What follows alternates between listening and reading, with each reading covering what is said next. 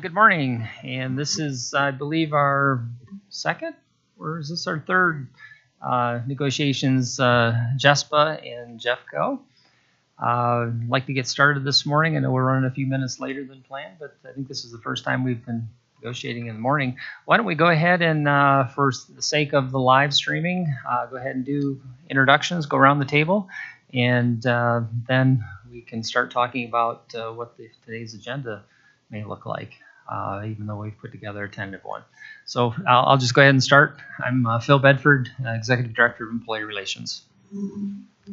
Deneen Cusack, Director of Employee Relations. Jeff Pearson, Executive Director for the Department of School Safety. Matt Polero, Chief Student Success Officer. Sarah Smith, President of JCPK. Trevor Byrne, Bus Driver, President of JCTA.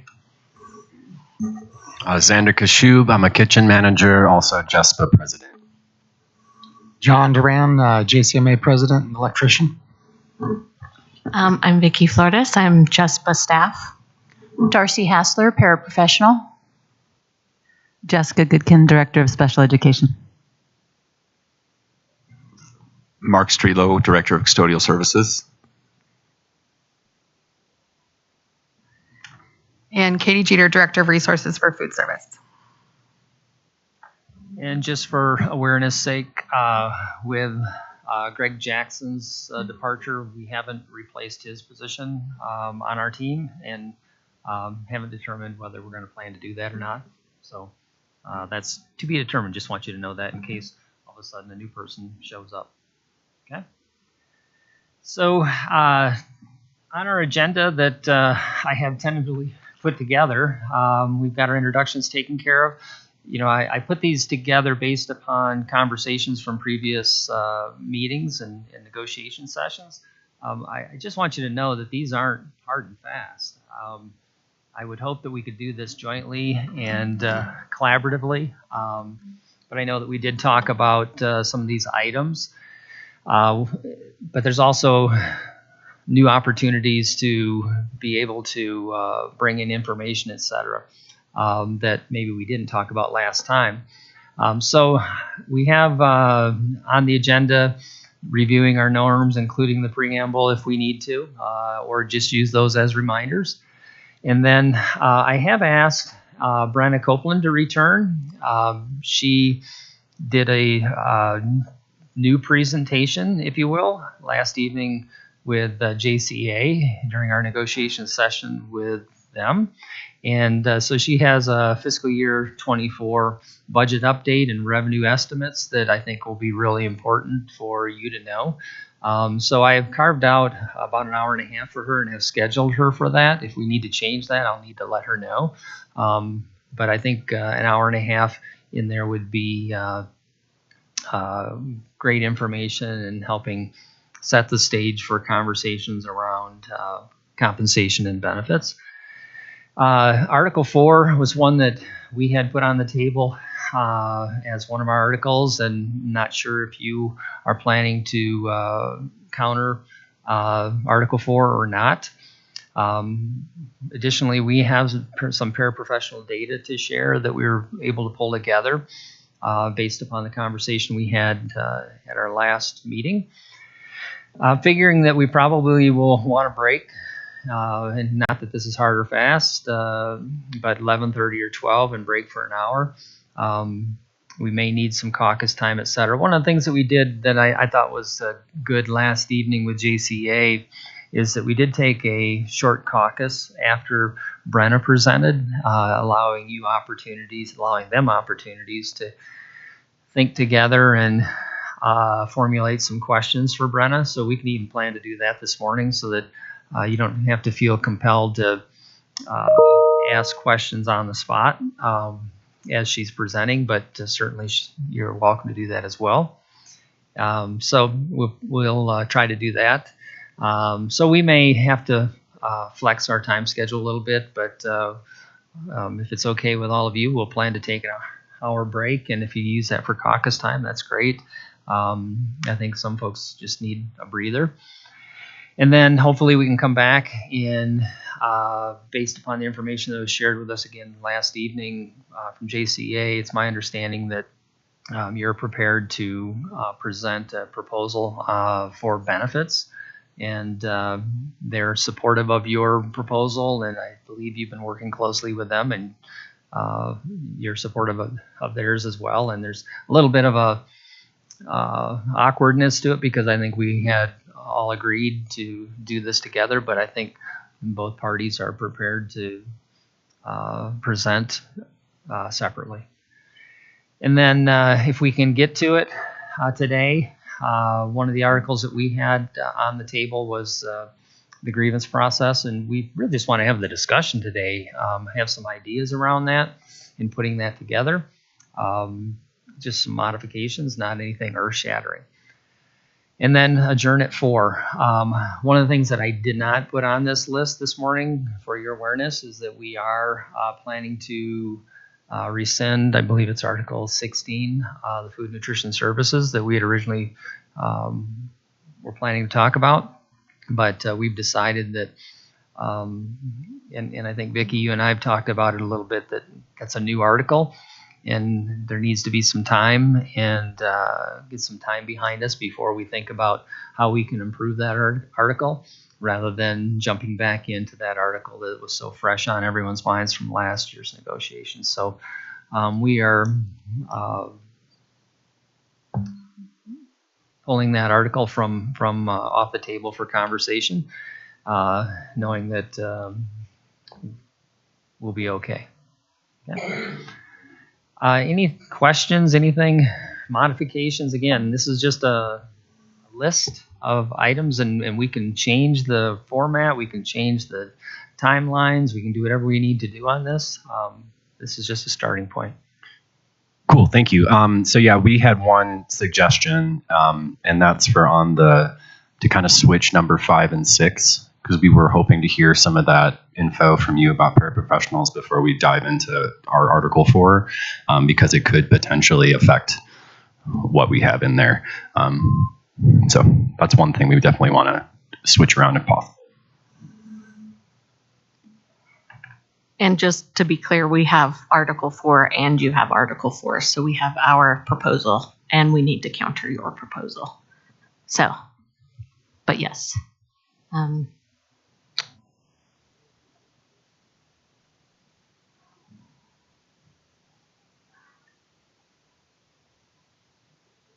The other thing that we have on, it pretty much matched what we would propose to be on the agenda, but we want to make sure we touch base on the financial area of our proposal, which kind of goes with your number 8 benefits bargaining plan, but just to make sure we have some discussion about the work on the wage schedule and that MOU. So we can just add that in at number 8.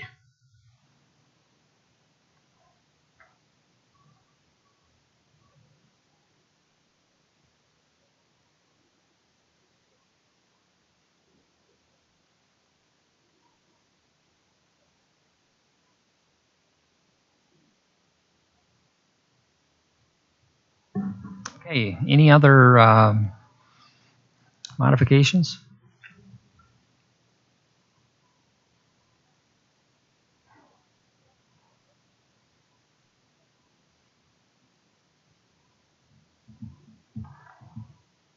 No? Okay.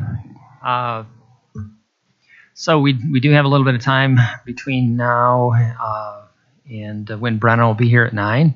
Do we want to move ahead, jump into some conversation? Maybe what we could do is talk about the paraprofessional data, start in on that right now. Yeah, just real quick before we start, there's one thing we wanted to talk about with norms real quick.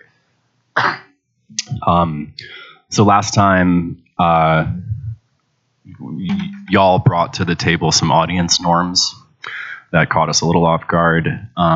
Reading through those again, a lot of this seems just to be kind of like just common courtesy when it comes to how we behave in life. And we think it's a little bit much to put these conditions on people out in the audience. We feel like if it is an issue, if anything does come up, we can address it then. But to have a list of all these do's and do nots for our audience is a little bit overstepping, and we would appreciate if those aren't actually there. Yeah, no, that's just a listed example. And yeah, it seems heavy-handed even. Our expectation is that anyone who is here as an observer is quiet and not being distracting. And I will make no bones about it that if people are becoming distracting or disruptive, that I will call it out. And not to be disrespectful of anybody here, I will do it probably individually when we're in a break, but that's our expectation. This negotiation session is between us at this table and anyone else that's present or watching are observers and not participants and shouldn't distract from this process. Yep.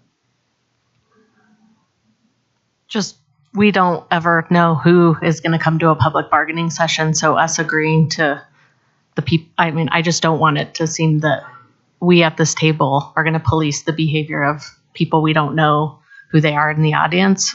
And even our members, when they get upset, or we can hear oohs and ahs, sometimes they're upset, and it's not really our place to treat them like children and say, you know, be quiet or anything like that. It's a good cue for us to know that we're representing our members, but there are also could be plenty of people here that are not. But appreciate the conversation.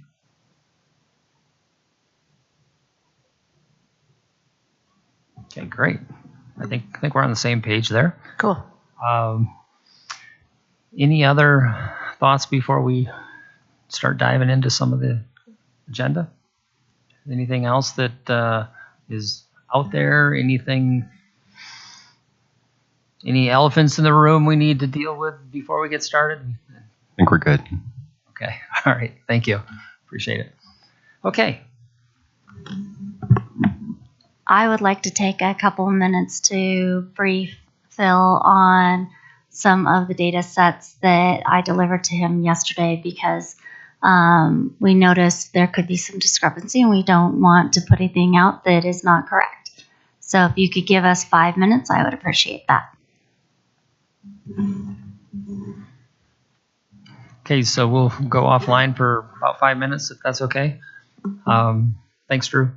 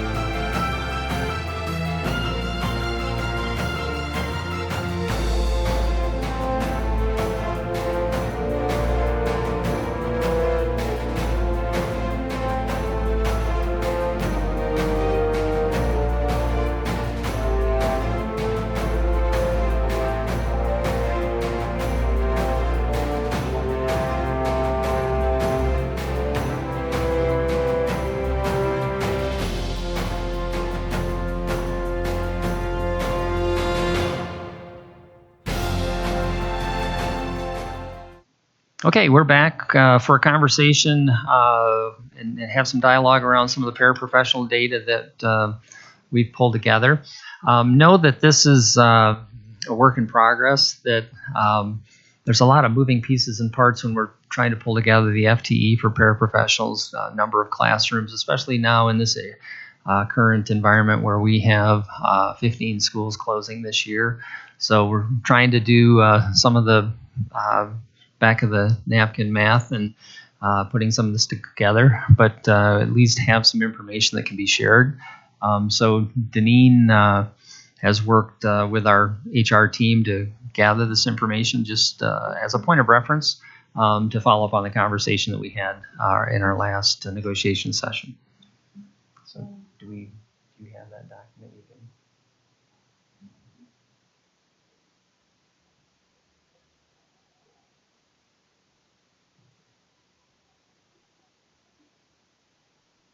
So we're going to go ahead and forward our document over to Drew so that we can put it up on the big screen.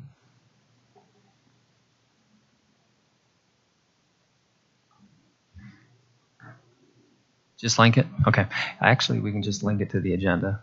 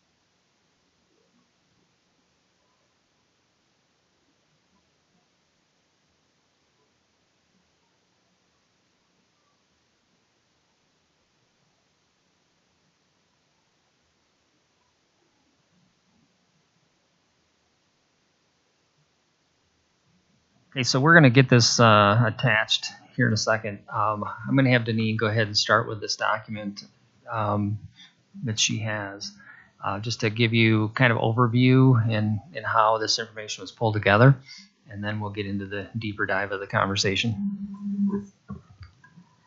Okay, so when we discussed last time the questions around para FTE and the process with student-based budgeting and the concern that there had been a reduction in FTE based upon SBB structures of benefits. And I think we learned in that conversation that benefits for SBB are automatically drawn out, so that the information that we'd been given kind of through the field, that people were having less FTE for paras because of benefits is not necessarily correct. So what we did is we wanted to see indeed what is the fluctuation of our hiring practices in the FTE and the average hourly wage for the last 4 years. So we wanted to kind of get some historical data. So we pulled only the T51s, which would be the paraprofessionals that would be school-based, that are your instructional, non-instructional, your library.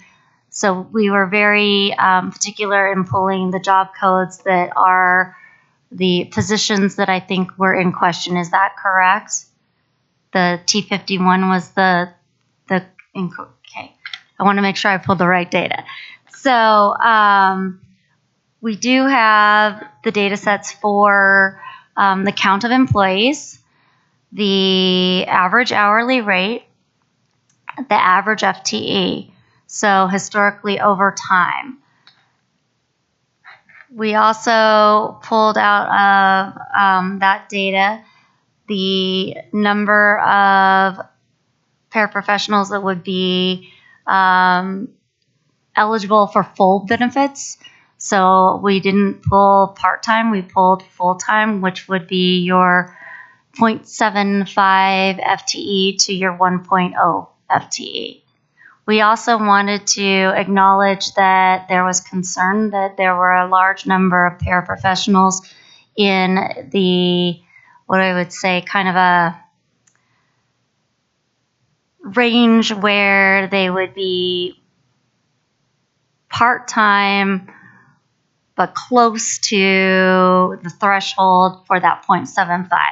So we also pulled data on what was going on with the number of employees that were impacted for working, a 0.6875 FTE, which is that 5.99 hours, as well as the 0.7499 FTE, which is barely right under that 0.75. And so I wanted to recognize we heard you that was a concern, so we wanted to see what was going on historically in the decision making in the field. We also acknowledged that the ask was that you would like to have one full-time paraprofessional in every elementary classroom. And I think that Phil kind of shared this is a rough estimate because we have changes in the number of classrooms. So we're going to give you a rough estimate, but know that we're going to try to dial that down into a more concrete estimate because right now it's based upon the number of buildings, the number of average wings in those buildings, and the number of classrooms that would be included in those wings. So we know this one-for-one data is a rough estimate, and as we get clarity around actually the number of teachers that we are going to be filling classrooms with, we think that if we run those numbers, we might get a clearer estimate for a one-to-one. So just know that that's why I had to have a conversation with Bill, letting him know what the rough estimate pieces were in that. So, Yeah, I was going to ask, based on current and projecting with our crystal ball what it would be like next year. I know that's difficult, but I wanted to know what this data is showing. Is it showing current or projected? It's showing current. And then I believe we adjusted, let me make sure I'm on the right document. Can you go further down on?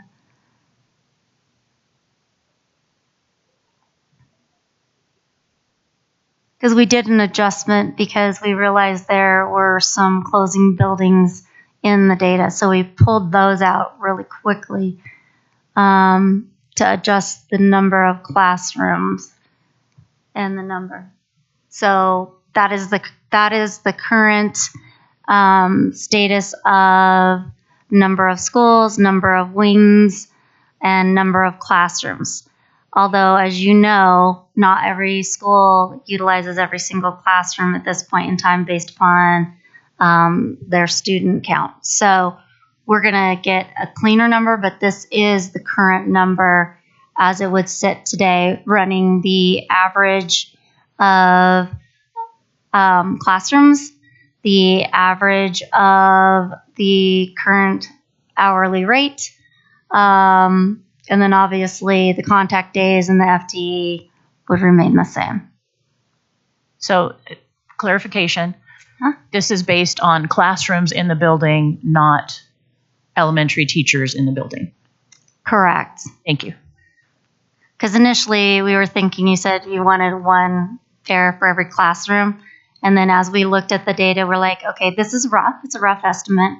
And we'll go back and research what we have on hire as well as what we currently have, because they're shifting as of now with the hiring season. So again, it's going to be an estimate, but we're going to try to tighten that number up a little bit more. But I'd like to go to the top of the document and quickly, as adult learners and adults in general, would you like some time to look over that document and generate questions, or do you want me to run through what I have on that spreadsheet?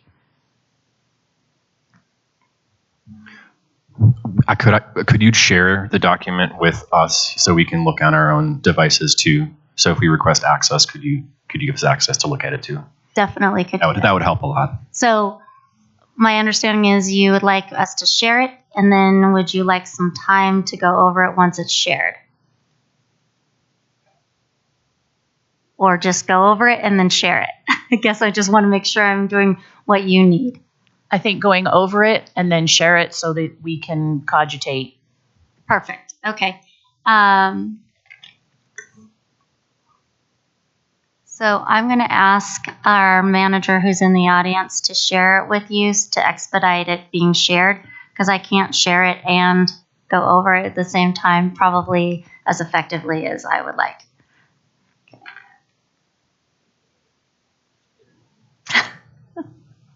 She's on. Okay, so at the top of the page, we were saying that this data is based upon the job codes that we had kind of alluded to. And it's in response to the remarks and the concerns that you had brought up in our previous meeting. And that the desire is to have one full-time paraprofessional in every classroom. So the assertion is paraprofessionals have been reduced by the SBB and cost of benefits. That was what we discussed last time. So when I look at the data running from 2019, 2020 to 22, 23, even though we have some changes in the count of employees, we actually have more paraprofessionals currently working for us.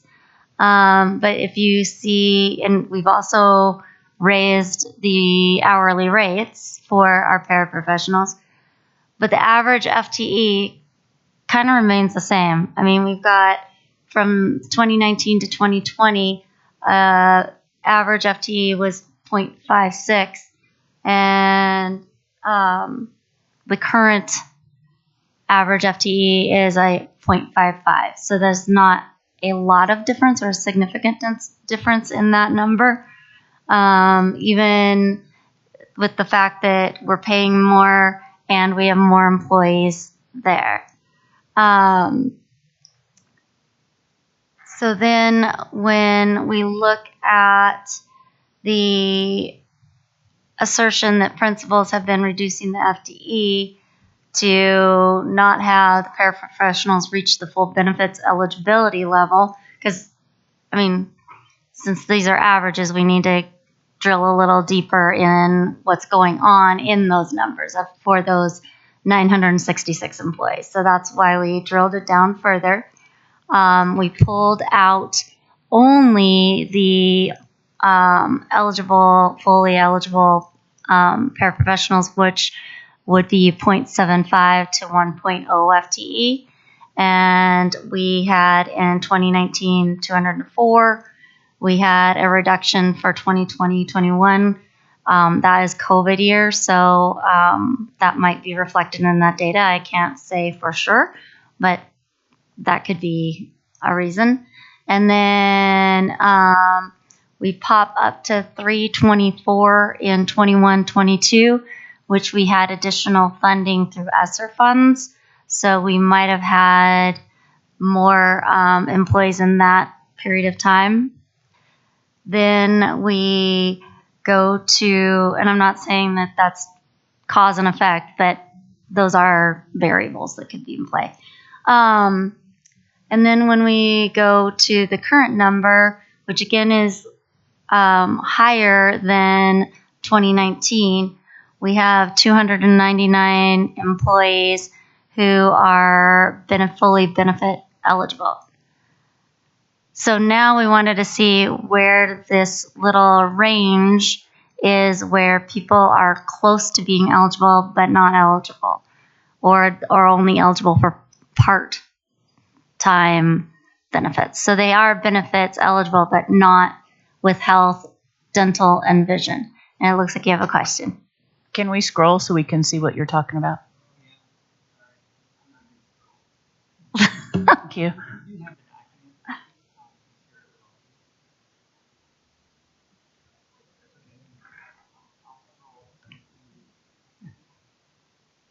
And I'll wait a couple of minutes because I see you guys trying to find the document.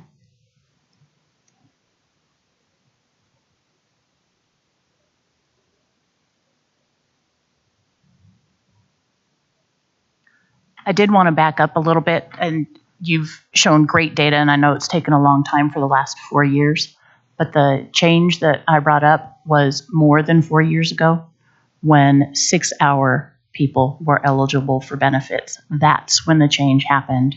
And I want to say that was, and I'm going to guess here, 8 years ago, 9 years ago. That's when people who used to have 6 hours then got 4 or 5. Okay. And I'm more than happy to kind of research that. And I'm deeper. not discounting Right. this work here. I'm just saying it hasn't been in the last 2 or 3 years. It was prior to that. And then that has become the new standard for number of hours. So just to chime in on the conversation, part of it had to do with the Affordable Care Act. Part of it had to do with the system. I mean, it's really what it boils down to is the 30-hour threshold that employers are required to provide benefits. And so I think that timeline is about right with regards to the ACA and when it came in. But I do know that that 30-hour threshold has been around for a while, but maybe not as a Jeffco thing. So I think it's important to recognize that, yes, we do have ACA requirements that we have to adhere to, but that doesn't mean that they can't be less, right? So I think just for historical data, we'll run with the 4. I'll finish out this data set, noting that you would like to see maybe the data set from the 6. Well, I don't need to see it. I just wanted to clarify. Oh, okay. That's when the change happened, and then that's been the new standard. It hasn't been anything in the last 3 or 4 years. 3 or 4 years have maintained number of hours, if you will. Okay. So when we looked at, I'm just going to kind of go on so that you have all of the data. And I've also kind of tried to put a little bit of synopsises between the data sets to help kind of clarify and reiterate what I'm giving you verbally. So when we look at the people that were in kind of that range that we were discussing, as you said, it's kind of the numbers have been the same over the last 4 years. It looks like if you go to just number of employees for 22, 23, it would look like it's increased.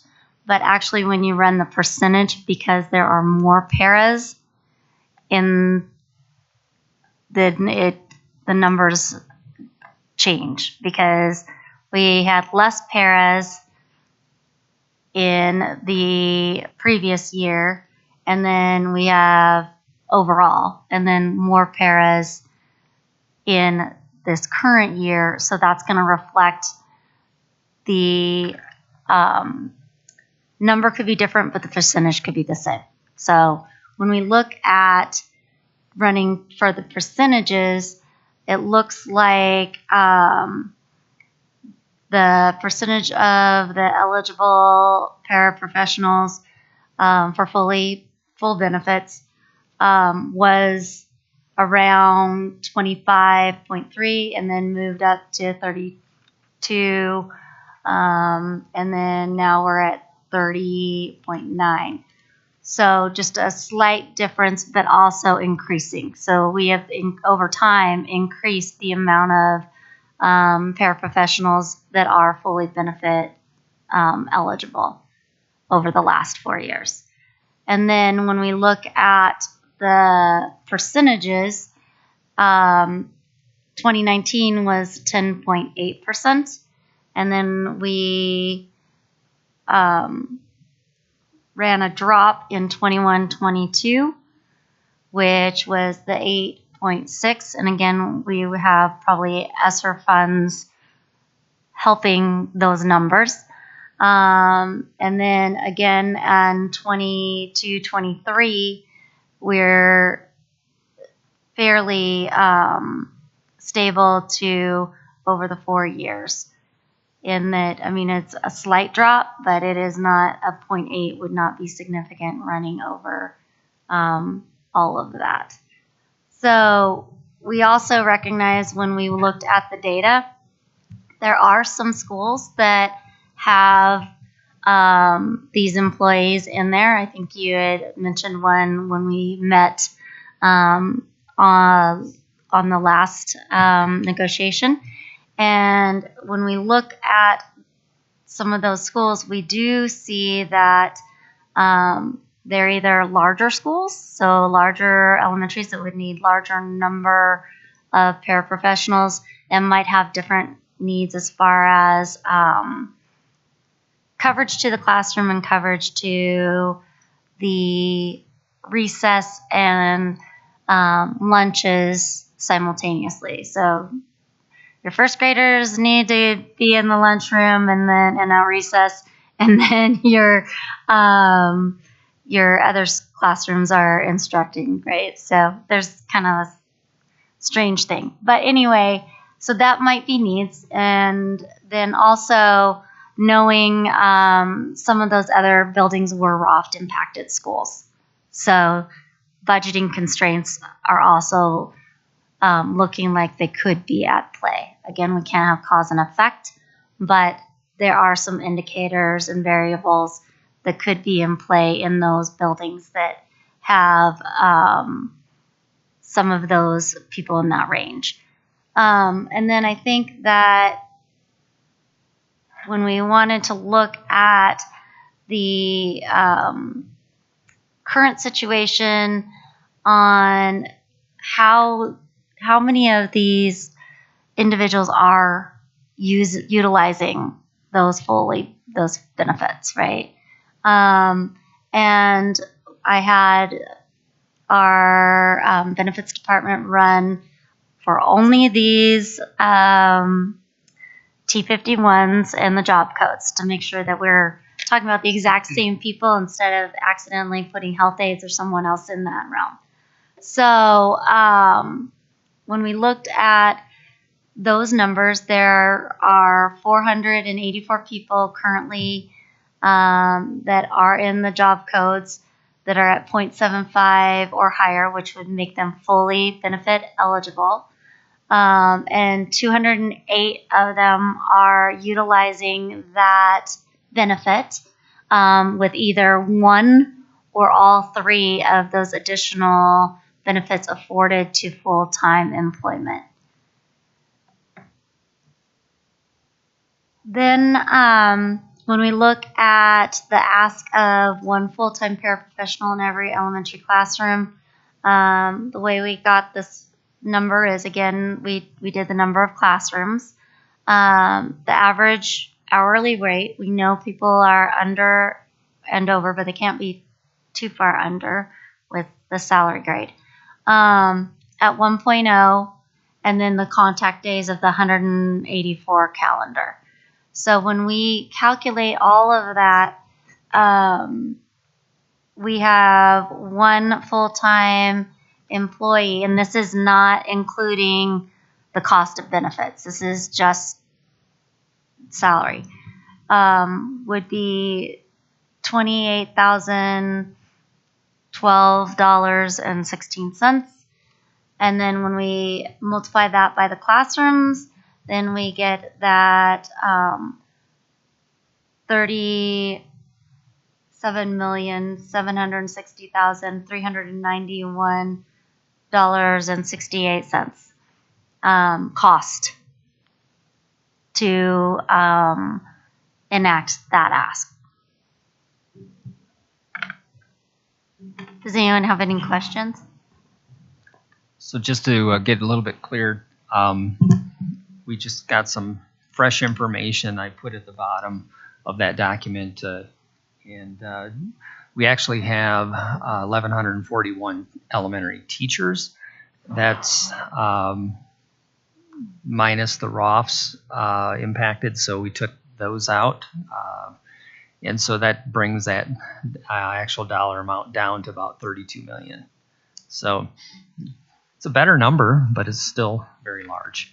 But I just wanted to clarify that we were able to get that. That's kind of hot off the press that we just received as to the total number of teachers. So that kind of helps give you a little better comparison as to, so yeah, there might be 1,348 classrooms, but that doesn't necessarily mean we have that many teachers at the elementary level, but that gets you a little closer and gives you a better ballpark.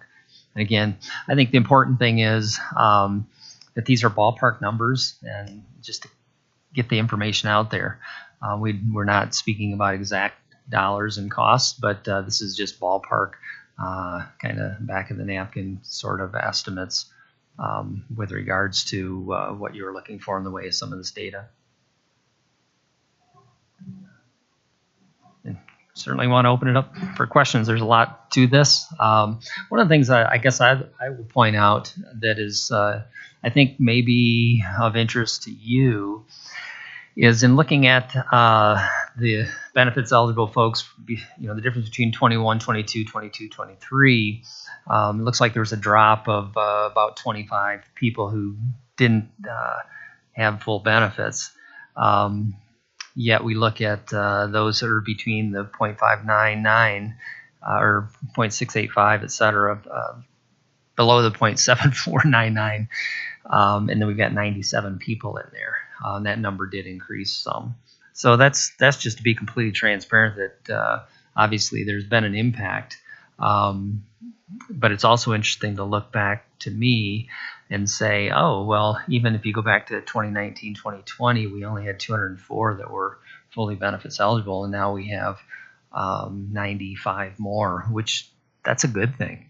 And I think that's what your hope would be too, that number would be more as well. But I think that's some interesting data over the last 4 years just to do some comparison. Any other comments, questions, even from our team? Seeing this information is new and fresh. And again, this is just the T51s, paraprofessionals, doesn't include paraeducators, tutors, other support staff.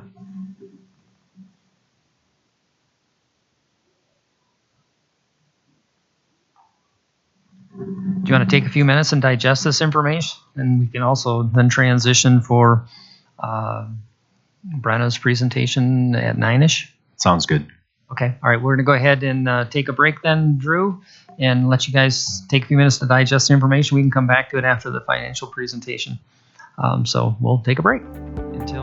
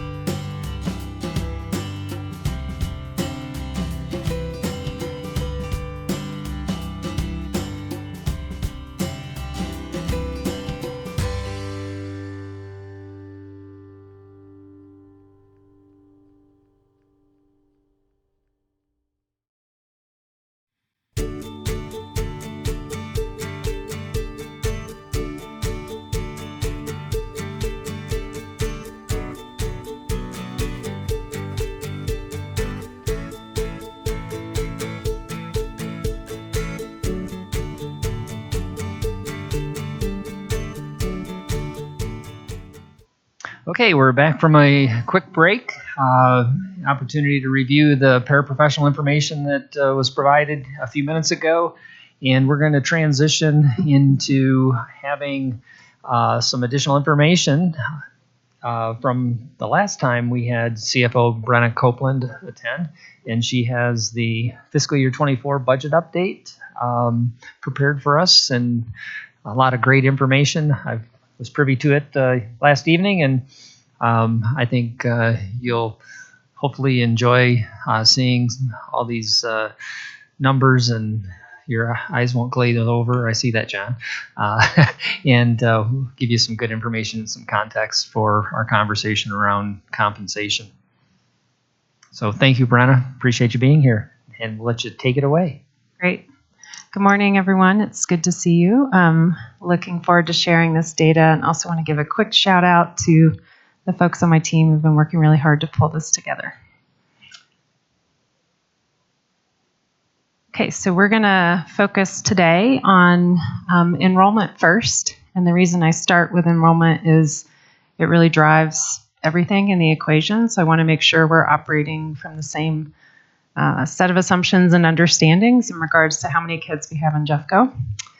And then we'll talk about our revenue projections for next year across all the different revenue categories so that you have all the information. What's not ready yet, because we're still working on budgets and so forth, is much about expenses. I have just one slide to share so far about expenditure trends in the district. So this is our budget calendar. As you can see, the budget process never ends. We are in March, and so we're working on school budgets, departmental budgets. Obviously, we're in negotiations. There was the March economic forecast that came out from the state a couple weeks ago that helped me and our team firm up some of our revenue projections. We will provide some budget estimates to the board based in part on this presentation in April. And then we do a proposed budget in May and an adopted budget in June.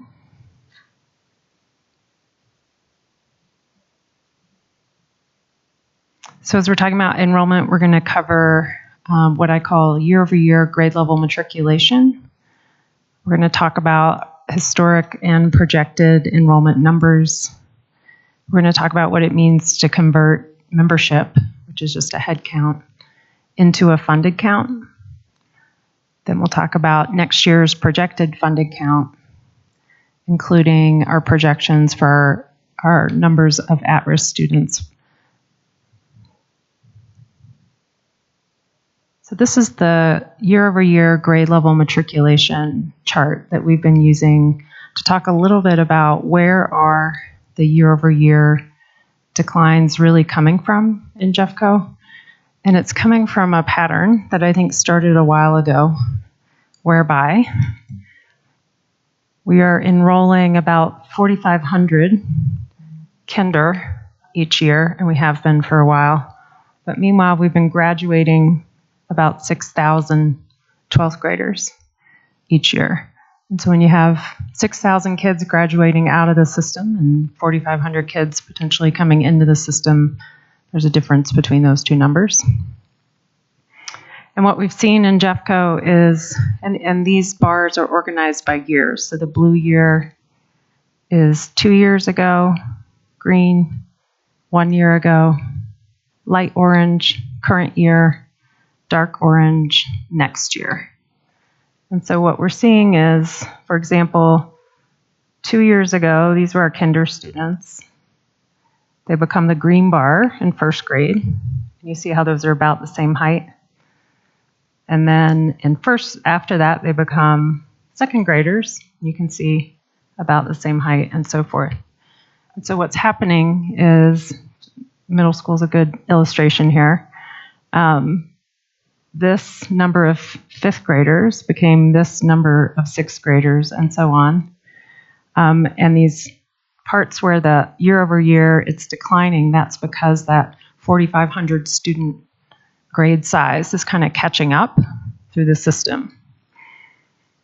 So What we're seeing now is 8th grade is just about down to that average 4,500, or it will be by next year, we think, based on the size of the current 7th grade. And high school is just starting to see these, what I call, again, the matriculation effect, this each grade coming in is smaller until it levels off. Now, one interesting pattern I want to note that factors into our projections is that we see a predictable increase year over year of about 500 students. So our 8th grade class is usually 500 students smaller than 9th grade. And what that means is we're attracting into the system kids who went to 8th grade somewhere else and want to go to our comprehensive high schools or our high school programs. And so we've preserved that bump, which is to say we are forecasting next year's 9th grade class, which is this orange bar, to be about 500 students more than this year's 8th grade class, if that makes sense. And so, again, in the budget office, this matters to us because the count of students really drives revenue. And I wanted you guys to understand a little bit about what we're seeing and what's kind of driving some of this, some of these patterns. And we think that the system will hopefully level off at somewhere around 5,000 kids per grade in high school and about 4,500 kids per grade in K-8. And that does kind of match with the overall population trends that we see in the census, which is that pretty significant adjustment in the number of 0 to 19-year-olds between the year 2000 and the year 2020.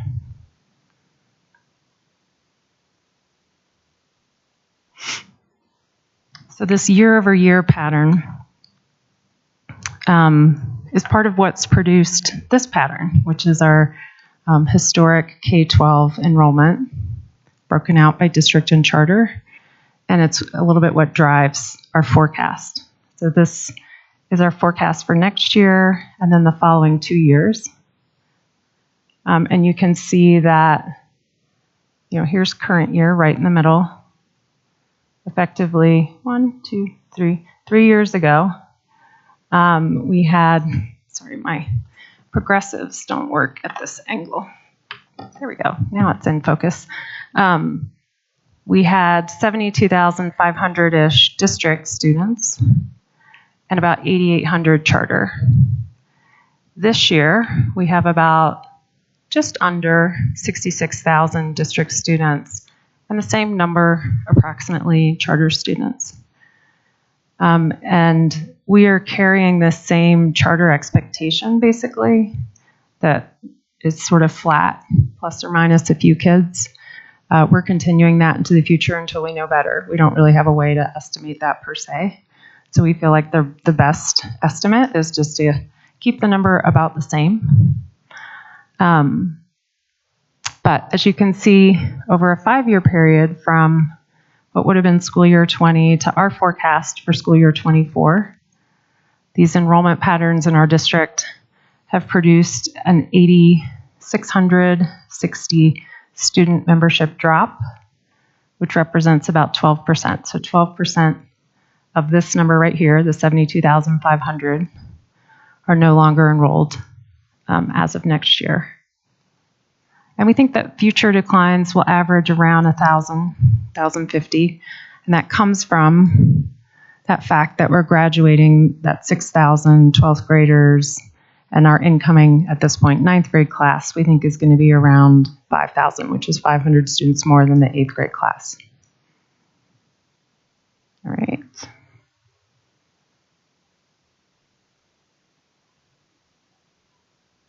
So when we start to try and get into our funding formula, we have to convert students, humans, into full-time equivalents first.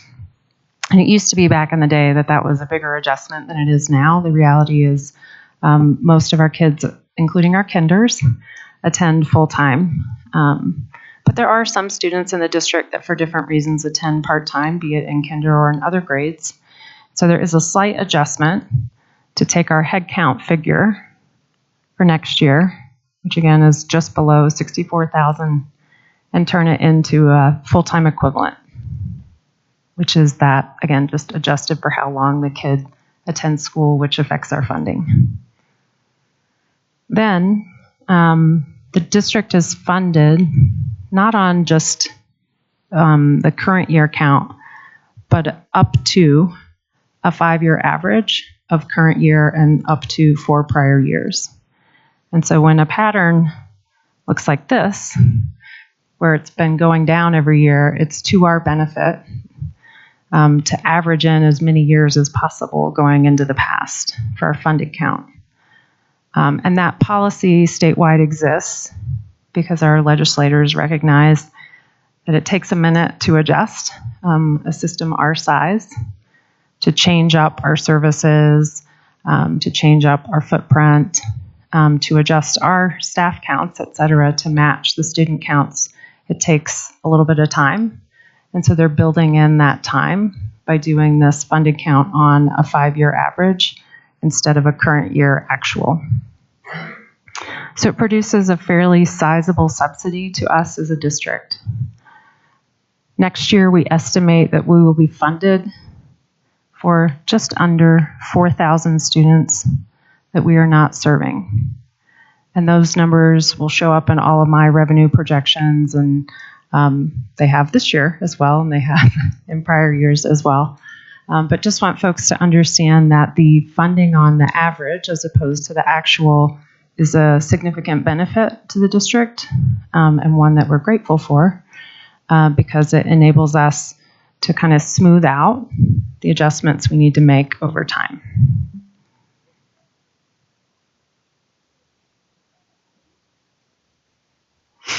So that being said, the key difference, that drives, again, our revenue formula now that we're talking about funding counts is what's the difference between this year's funded count and next year's funded count. And we, as I said on this previous slide, we're forecasting that next year's funded count will be 67,750, which is 4,000 approximately more than our actual. And yet that 67,750 is 2,777 less than current year funded count. So in an equation where our funding from the state is amount per pupil, or think of it as like a per pupil rate, times funded count, so sort of a volume, it's a rate and volume equation. Our volume, or our count, is going down by 2,777 students. And we can feel pretty certain about that because, again, the funded count is a 5-year average, and we have 4 years of actuals to go on. And then next year is the only number that's kind of an unknown. And we use that pattern I showed you on the previous slide to estimate next year's actual, which amounts to about 20% of the equation that drives our funded count. Now, one thing that's happening next year that can make the numbers seem a little different is that pre-K funding is no longer coming from the Colorado Department of Education. It will move out of our school funding formula completely and will be coming separate from a new agency. And so when you go to CDE's website or when you look at our data, both, neither will be containing our pre-K numbers anymore. So we used to be funded for the Colorado preschool program kiddos that we were serving, as well as child find kiddos that we were serving. And they showed up in our public funds for pre-K, but they will no longer be part of the equation. So this year, 1,000 approximately full-time equivalent kiddos are in the school finance formula, funding formula for the district. Now, those funds have never gone into the general fund. They always go straight into the early childhood fund. So this doesn't really impact my general fund revenue projection for it to move. but it changes the counts, and the counts are all published publicly. So I'm trying to help walk through like where are all these numbers coming from. And so that 1,000 is coming out, but we're still serving the kids. We're still getting the money. The money's just flowing into a different fund. But I'm trying to, again, explain where our 67,750 number is coming from.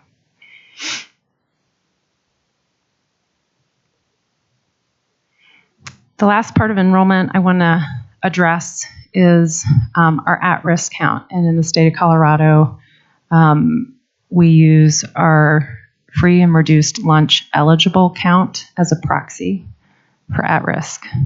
That will continue to be true next year. The state is attempting to come up with a different proxy. It's complicated, and they've been unable to make sure that we'll have the data in place to do so. So for next year, it's still going to be our free and reduced lunch eligible. In Jeffco, our head count of free and reduced lunch eligible students shows a trend not dissimilar to that of our overall count, which is somewhat declining over time.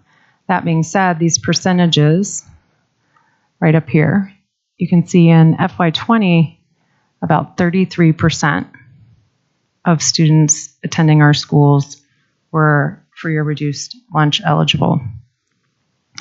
Last year, that number as a percentage had dropped to 30%. Now this year, there was a unique provision in the National School Lunch Program, which is one-time in nature, which effectively grandfathered every student that is or was eligible over the last 3 years. In any of those 3 years, they were deemed eligible as of the October count. So that grandfathering effect, which is sort of a weird word, but that's the only one I have for it,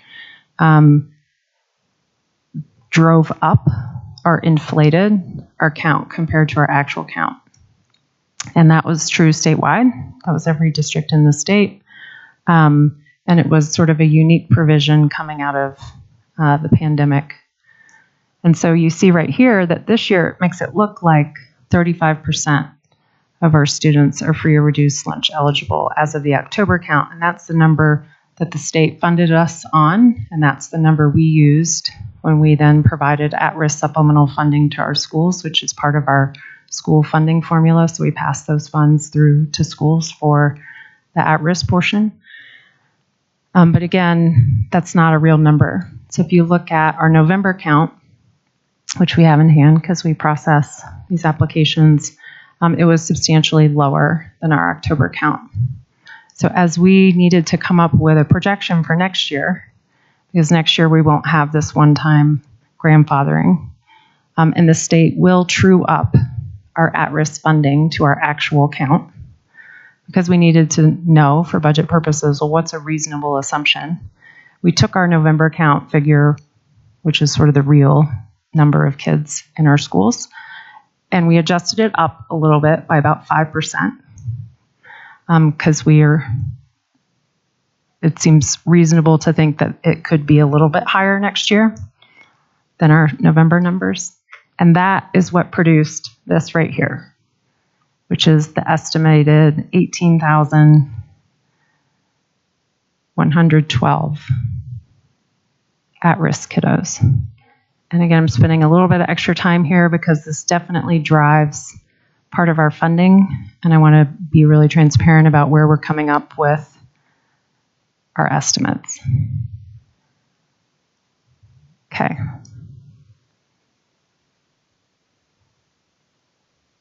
So that is all the enrollment data. Now we're going to go into the revenue, which translates enrollment into our dollars.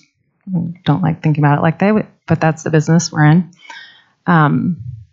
So again, it takes counts and then rates, puts those things together to get to revenue.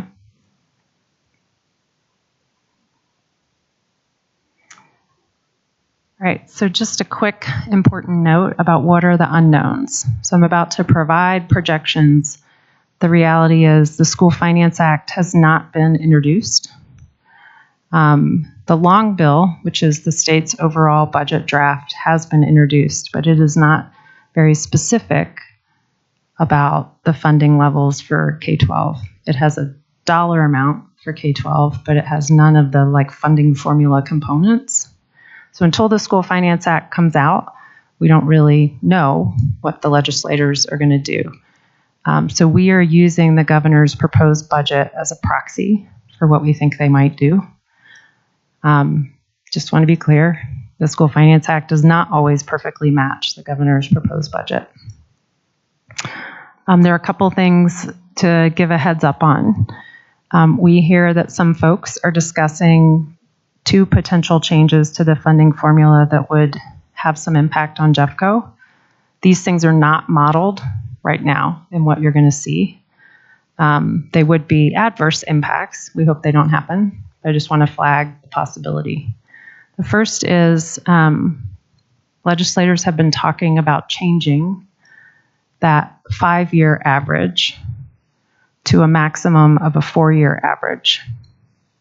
If we do that, and our funded count is no longer a 5-year average, it's just a 4-year average, we drop the highest number in that equation, and it impacts our revenue negatively to the tune of about $13 million next year. So we hope that doesn't happen. Second thing that we've heard some conversation around is pulling funds out of the cost of living factor. So the cost of living factor is just one of the factors in the formula, and it's one of the factors that benefits Jeffco in comparison to other districts statewide. What we've heard, and I certainly understand the thinking, is that folks are interested in pulling dollars out of that part of the formula and putting it into the at-risk supplement of the formula. And I think their thinking is that they want more dollars to follow student need, as opposed to dollars kind of addressing cost of living, which is more of a, what does it cost to employ the staff? And for each dollar that comes out of the cost of living factor, given Jeffco's demographics, we only get back about 50 cents if they put that same dollar into the at-risk funding. So there are other districts in the state that if you pull a dollar out of cost of living and you put it into the statewide at-risk pool, they get that dollar back as $1.50. But we are not that district. So currently, $124 million of our total program comes from this one factor in the formula. So we hope that this change doesn't come to fruition. And again, those 2 changes I just mentioned are not part of any of my forecasts. I'm assuming they don't happen. Okay, so per pupil revenue.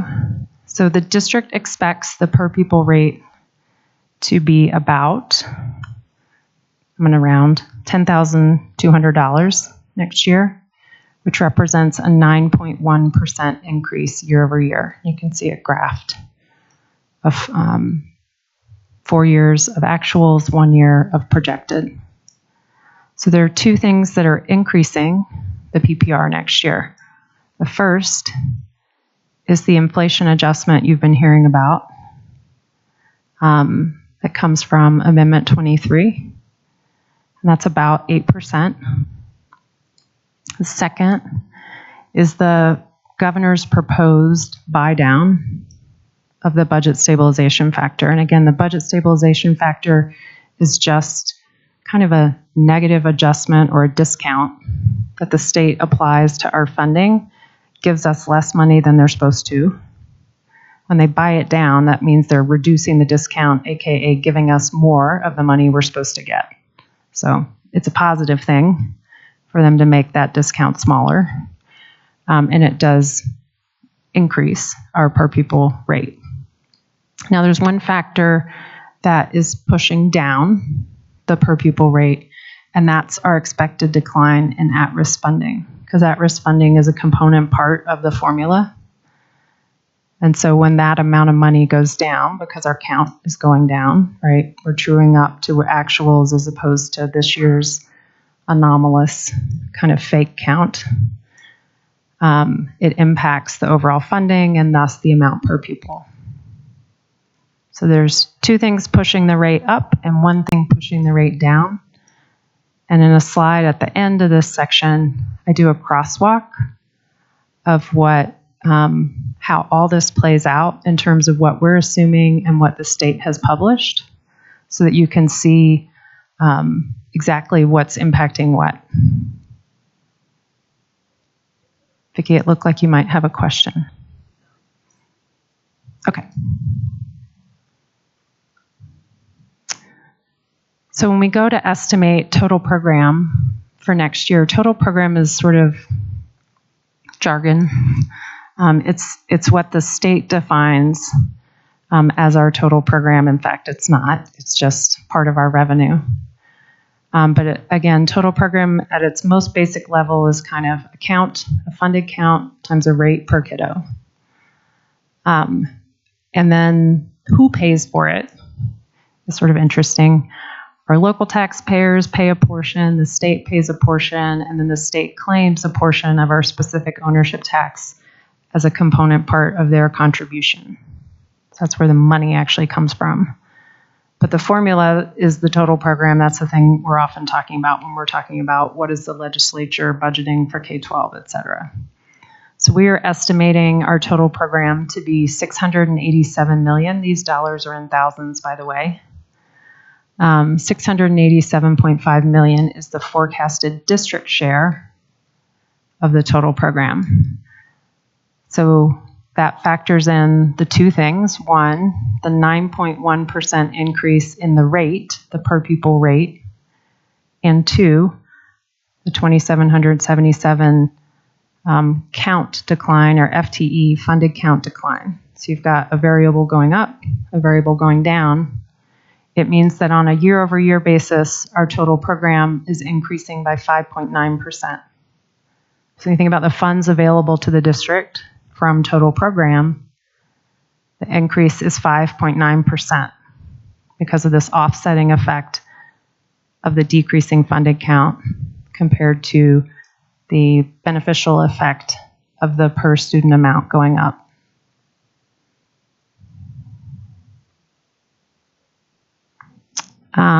So a smaller but still important part of our revenue is the revenue we get from so-called categoricals.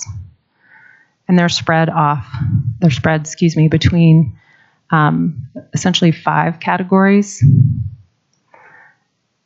exceptional children, vocational education, English Language Proficiency Act, special education, and transportation. Now, the transportation funds flow directly into the transportation fund. So I show them a little bit separate here because when I'm trying to crosswalk to a general fund revenue estimate, the transportation categorical doesn't show up, but it is still money we receive from the state. So I want to make sure it's up here. Can I just say one more thing and then I will for sure come to you. The legislature has proposed investing the full inflation adjustment for categoricals as a group into the exceptional children component part.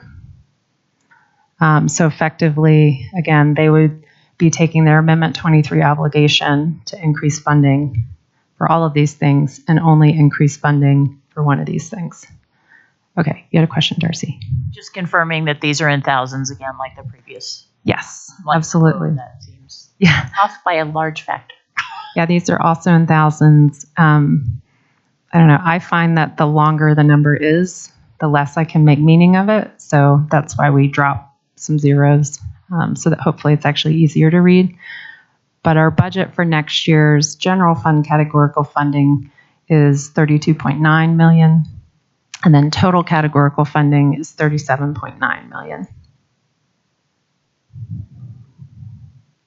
Which represents an overall increase of 6.1%, which is consistent with the projected percentage increase to total program that I showed on the previous slide as a group. Now we also get mill levy overrides. Now this is outside of anything that has to do with the state funding formula. Our mill levy overrides are voter-approved measures where they give Jeffco additional dollars. And I think folks who've been around have probably championed and supported many of the great efforts that went into, I think, the 2018 override, where we talked about ways in which we wanted to improve programming. I wasn't here, so I won't say we. Folks here did. And so that's the type of thing that often gets funded through an override. About 75% of our overrides are fixed dollar amounts, meaning they never change. So the override, and that's this green part here. Oh, my slides went blank. That's interesting.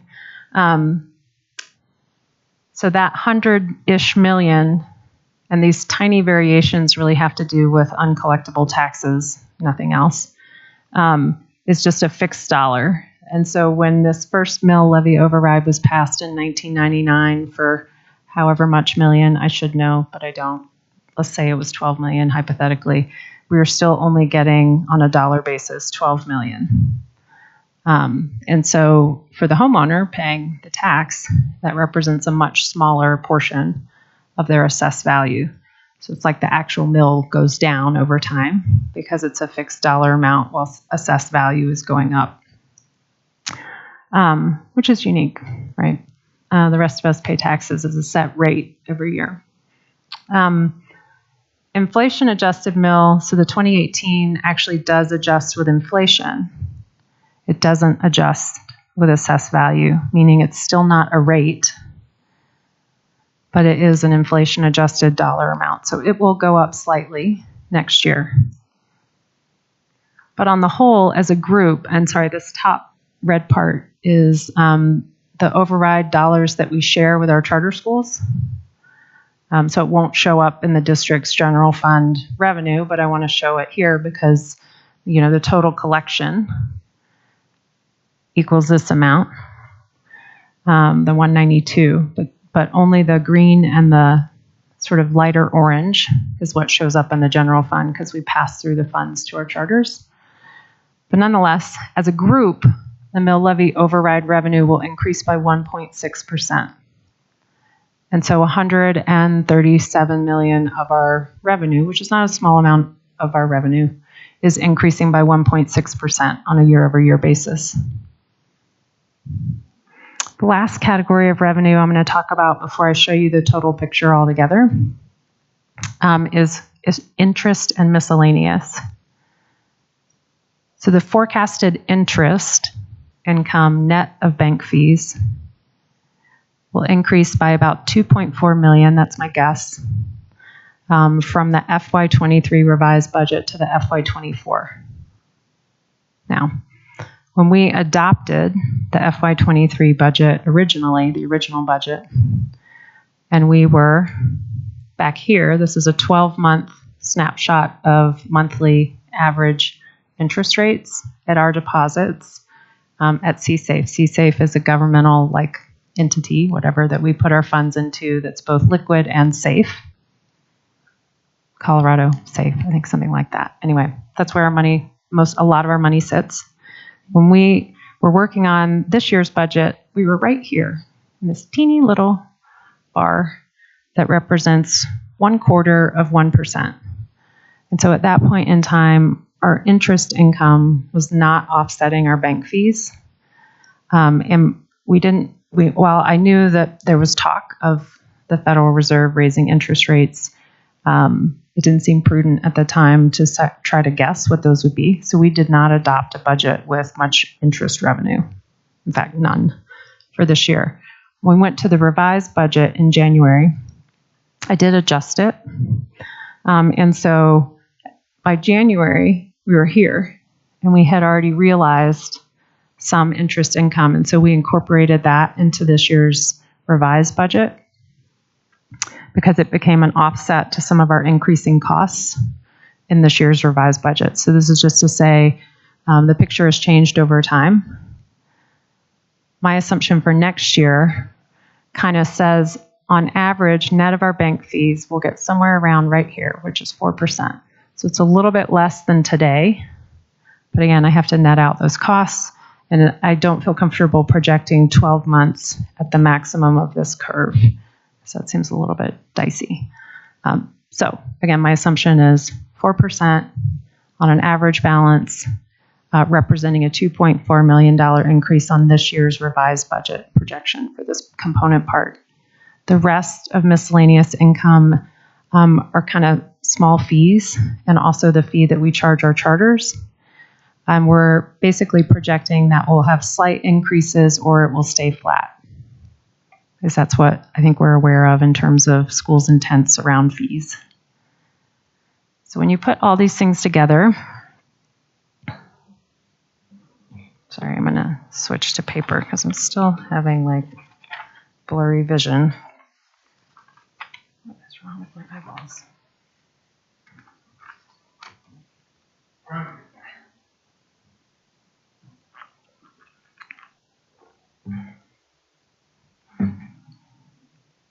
That's better. Okay. When you put all this together, you see the green column labeled budget 23-24. And each component part I just talked about is listed. So you have a subtotal here called district total programs. So it's the district share of funding, some of which comes from the state, some of which comes from our local taxpayers in the form of either the program mills or the specific ownership tax that the state claims as an offset to their payment to us. This is this year-over-year increase in total program revenue of 5.9%, which I walked you through how it is that the per student rate increase is partially offset by the count of student decline. Then you see, I'm going back. Then you see the categoricals, which we talked about, representing about $30 million in next year's revenue. Then there's one other part that is our specific ownership tax local. I didn't speak specifically to that. It's a small dollar amount. It's just the balance of SOT that's not claimed by the state as an offset to their payment to us. And what you're seeing is an increase here.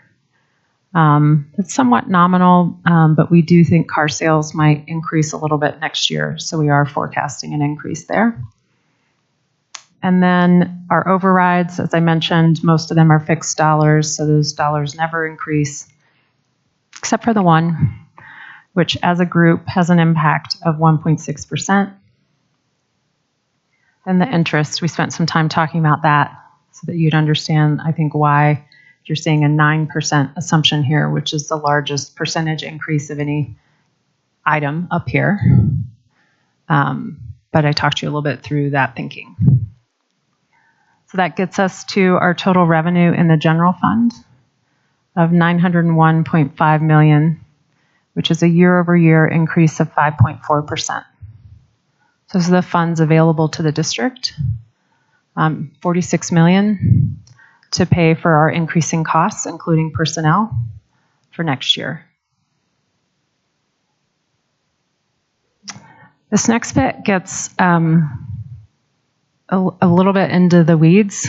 It's like the nerdy 201 part of what I'm doing. I won't be offended if any of you snooze. But I do want to make sure if you go to CDE's website, which I encourage you to do, and you pull down what number they have, that you understand how to get to that number based on the number I just showed you for our revenue. But like I said, feel free to tune me out if you want. If you go to the website, and the link is here, and I'm going to share this deck with you afterwards. I'm also happy to email anyone the link if they haven't been there before. They have a spreadsheet where they actually list every county in the state. I've filtered it here for us and snapshotted it, basically. And they provide an estimated funded pupil count and an estimated fully funded total program, and then an estimated budget stabilization factor reduction, which is that discount I was talking about, and then the net, which I've circled right here. So on CDE spreadsheet, they're showing $786 million as the district's total program after the budget stabilization factor. In the next 2 slides, I'm going to show you how that matches up with the numbers I gave you. So the first part of kind of matching it up is comparing our funded count, our online and Ascent, which are just 2 component parts, our FRL, et cetera, to get to a part of the difference, which, by the way, I apologize. This number right here is wrong. I should have fixed that. There's a 7.3-ish million difference. And so let me explain both the reasons that difference exists. So the biggest component part of the difference in our total program, inclusive of our CSI schools and all our charter schools, by the way. The next slide, I'll back out the charter schools so you see what's like the district number. But CDE is always stating the total number for all charters, including CSI schools. And so right here is the comparison of the 2 assumptions on our FRL percentage, our at-risk percentage. The state simply carries over the current year percentage as the estimate for next year, but then they do true us up to our actuals. And so whatever our actuals are in the fall is really only the money they're going to give us. And so in budgeting, it's important for us to have kind of a little bit more informed forecast of how many at-risk kiddos we're going to get funding for. And so that's why I walked you through that projection. And as I showed you, our estimate is that we would have 28.3% of our students qualifying as free or reduced lunch eligible, which equates to that 18,000 number I showed you, which is lower than the current, and it's not really an estimate, but it's just assumption that the state is carrying. And so the difference between our 2 assumptions, ours, which is informed by our actual data, theirs, which is informed by this year's inflated number, is about $4 million. There's another variance in here around what's called online and Ascent. So we have 2 online programs in the district at the moment. One is JRLP, the other is JVA. What's unique about students enrolled in those programs is they're kind of pulled out of the rest of the base formula and counts and funded slightly separately at a slightly different rate. So they're kind of pulled out, then they're added back in. And so it has 2 impacts on funding. The first is you can see we're carrying an estimated enrollment of 690 students between those 2 programs. The state is simply carrying this year's actual as their projection.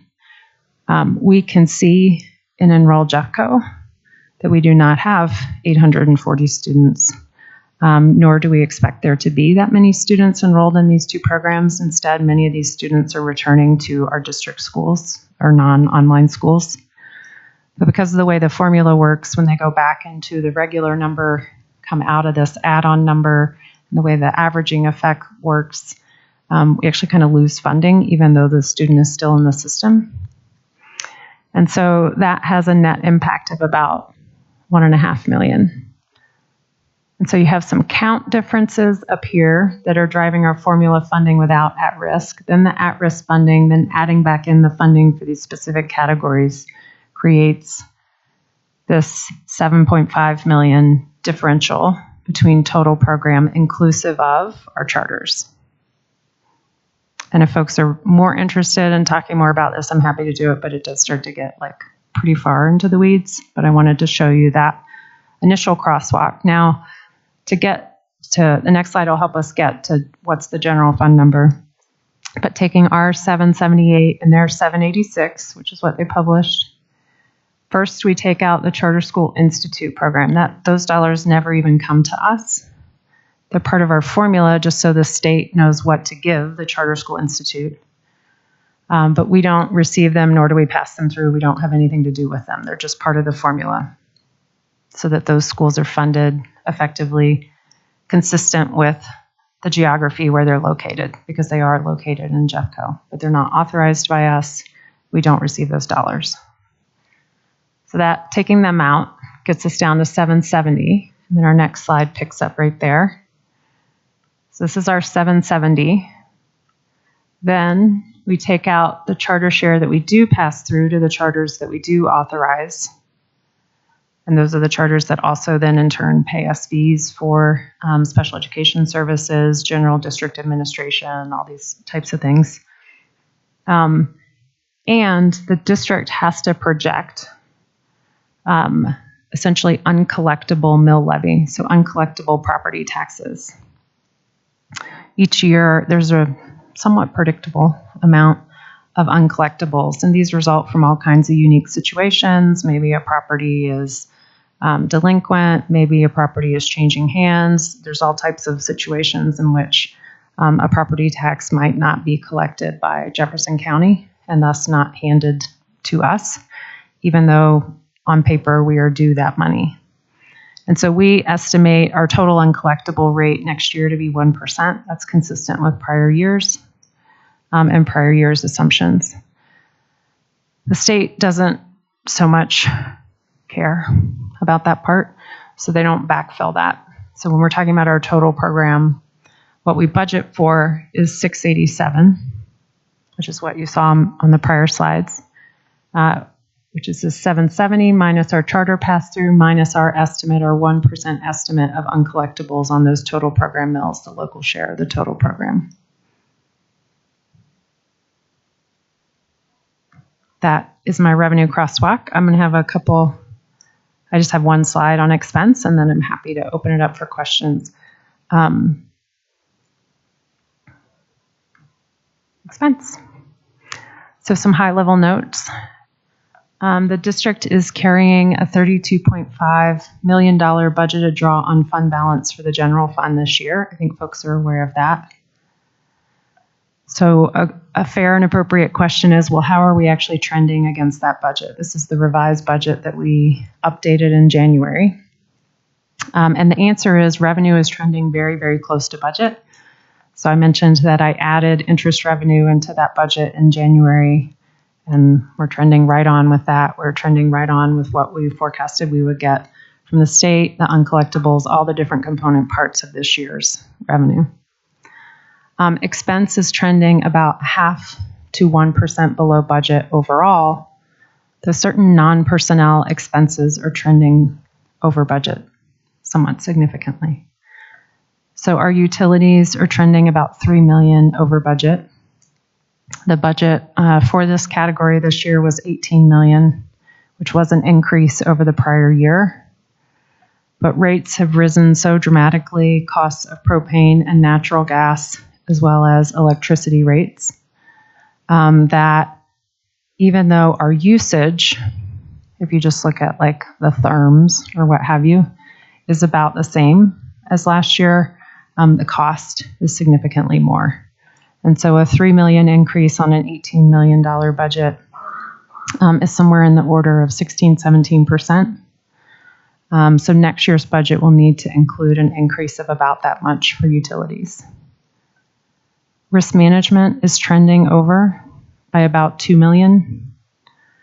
A good chunk of this is relating to our property insurance and our liability insurance. Our property insurance is going up quite a bit as construction costs go up. The replacement cost of a building goes up, and thus the cost of the insurance to replace the building goes up. So that is trending up.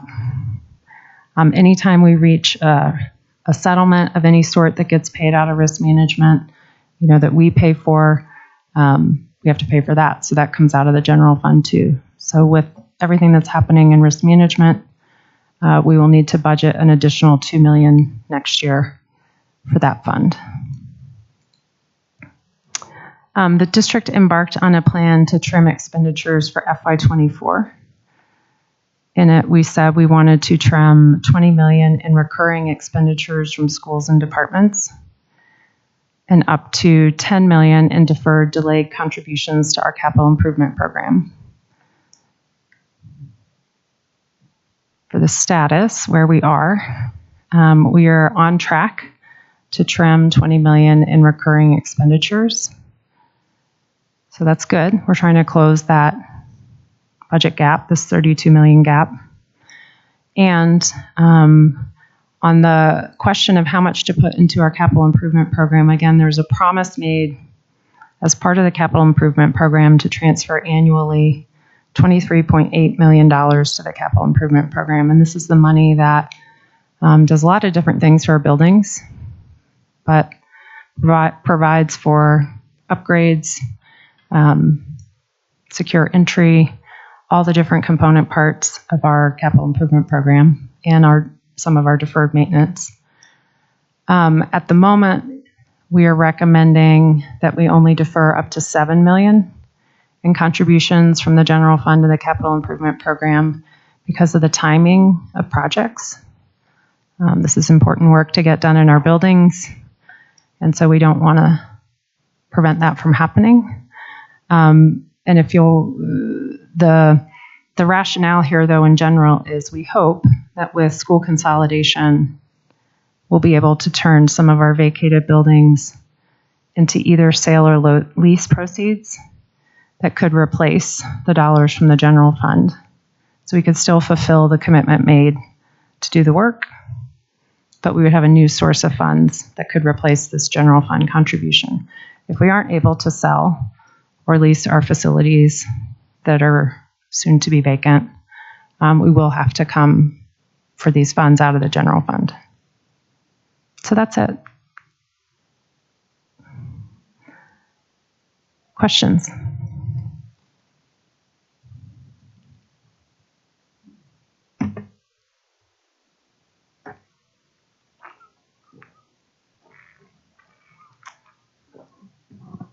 Would you like to take a few minutes and digest all of this information and maybe take a 15-minute caucus and then come back with questions for Brenna? Would you like to do that?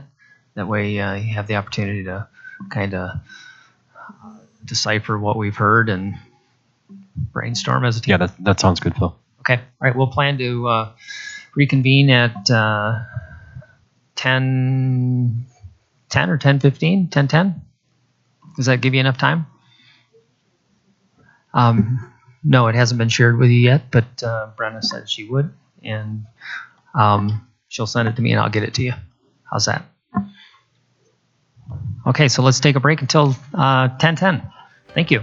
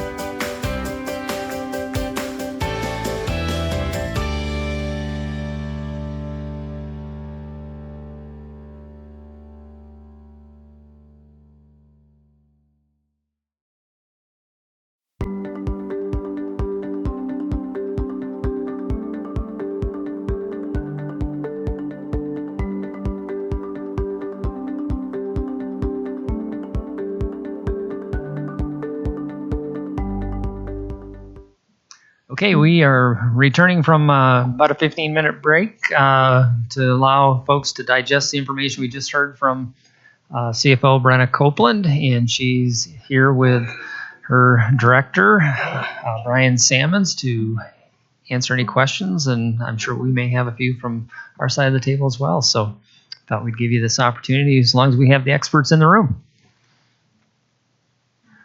All right. So we do have a couple questions. So first question, given the kind of the trends of underspend over the last few years, we were wondering if you had a projection for underspend as well for next year.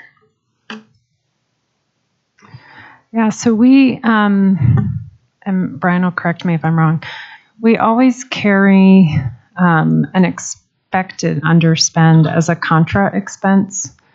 So we recognize that no district is ever fully staffed 100% of the time. So every year you're going to have some level of vacancy savings. So this year we carried negative $9 million. So what that means is kind of we let everyone budget out, like imagine $100 million, but we carry 91 million as the stated expense budget that you see on those slides. Does that make sense? So it's like this year's general fund budgeted expense. Let me go back to it. Well, we don't have it on here. This is just revenue, sorry, which is what, like 885? Yeah, with transfers is 885 million, but had we not carried that expected underspend, the stated expense would have been 894. So we do plan for some. Now then the question becomes like, is it what you thought it was going to be? And so we're always trying to appropriate enough that we don't go over our appropriation, because that's technically against the law and it becomes like an audit finding and so forth. So we try to leave a little cushion. So that's my approach. Now I can't speak to prior years. So last year, by the time we got to the end of the year, we were pretty darn close to what we had forecasted in terms of expenditures. So I think when we were presenting the budget and providing a forecast, where we ended the year as of the audited result was right within our forecast. So it was what we had published. For this year, as I mentioned on that slide where I said overall expenditures look like they might be 0.5% to 1% below budget. I think that's probably right. And so 0.5% to 1%. So 0.5% of 885 million, I think, is about 4 million, 4.4. And 1% would be up to 8 million. But that, you know, and that's in addition to that contra expense we've already carried that effectively let all of our departments and schools and whatnot budget to a level that's slightly higher than what we state as our full appropriation. So that was kind of a long-winded answer, but that's still my guess for what this year will be, and that's how we approach it, is we do try and figure out like what's a reasonable vacancy assumption, and then present a revenue and expense budget that embeds that. Thank you. Can I ask a follow-up? Okay. Based on that, are we higher than that because of vacancies? Because I know we've talked a lot about all the open vacancies, and our goal at bargaining here is to try to figure out how we fill those. So we're just trying to think through understaffing and how bad it is, and if it's gotten better or worse. And how are the raises we have bargained, have they had an impact, things like that? Mm-hmm. So again, from a financial perspective, you know, we do look at underspends and we try and forecast out what's happening. And it sounded a tiny bit like a broken record, but I think, again, we're going to come in kind of that within 0.5% to 1% of our current forecast, which does include a little bit of budgeted vacancy, if that makes sense. And so what does that mean for overall vacancy rate? You know, it varies a little bit also by fund. And so some of our funds are funded kind kind of independently. So for example, I think there's a reasonably high vacancy rate for our ECE paras. And so funds flowing in there, as I mentioned earlier, is kind of direct into that fund. So there might be a bigger underspend in that fund than in the general fund. I don't think, I could be wrong, I don't think there's a huge anomalous vacancy rate in the general fund. And when we do issue those quarterly reports, those interim reports, we always include an FTE report. Unfortunately, there's certain types of FTEs that we don't budget for as FTEs. We budget for as dollar amounts. And so in those cases, it's hard to say, well, here's the sort of human equivalent of what's missing. I'm sorry. Please forgive the finance person. And so, but that is also a snapshot point in time, Vicki, and I'm more than happy to, like, if you don't have access to those, get you them, and that can summarize sometimes by position what the current vacancy rates are. But my general impression is that we have done a better job this year of filling some of our openings, but I don't want to say that across the board 100%.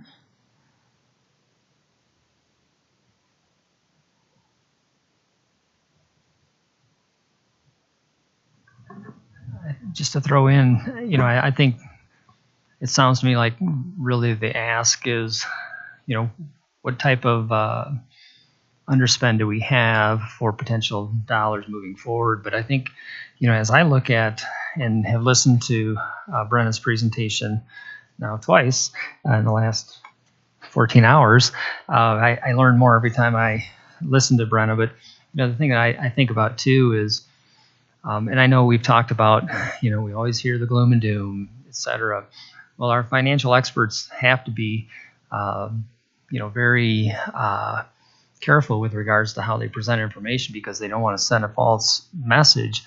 But what I hear mostly is that a 5-year average piece with our enrollment going down as being our biggest Achilles heel. And that's something we can't control unless we're going to have more people move into the district, et cetera, and our enrollment go up. But having said that, too, in some ways, as we have closed and are in process of closing schools, having those vacancies right now has actually been a blessing in disguise, if you will, because as we've been talking with Mark and his team in custodial and Katie and Beth in food nutrition services, we have places for people versus in other places where you're going through drastic cuts and budget reductions, RIFs, et cetera.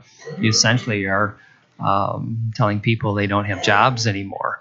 And so we kind of have, I don't want to say it's a good thing, but there is a positive of all of this from the standpoint that we're pretty confident we're going to have jobs for everyone and not have to tell people they don't have jobs. Now, that doesn't answer the initial question, but I think, a lot of the conversation that I've been privy to, and I know that it's happening, is as our enrollment changes, as we're looking at the regional opportunities for thriving schools, et cetera, programming, all those pieces, that what we're really doing is right-sizing right now in anticipation of, and I know our financial folks talk about it, that we don't want to fall off the financial cliff, but there are districts who have gotten to that point. And I think what we're planning for is what is being forecasted with regards to the enrollment. And I think this is really smart that we're doing a lot of this work ahead of time. But there's also a delicate balance too, because we want to take care of our employees and keep our employees. So there's a lot of work in that area. But I just wanted to put that out there because I think that's kind of at a high level the crux of what we're talking about as we get into the compensation and benefits conversation. Thanks. Okay, I do have another follow-up because I was looking at the quarterly report, which would have been in December last. Well, I'll just tell you what I'm seeing here, and it might ring a bell. It's not super complicated, but it's about expenditures in operations and maintenance. So I believe this is where utilities are coming from. Is that right? So there's an increase in utilities costs. Yeah, there's two ways we categorize costs. One is by activity, which would be operations and maintenance, and one is by account or by type, in which case it shows up as a purchase service. But we present it both ways, but I don't know which one you're looking at. But yes. Okay. Yeah, I'm just looking at, what page is this? It's 11, I think.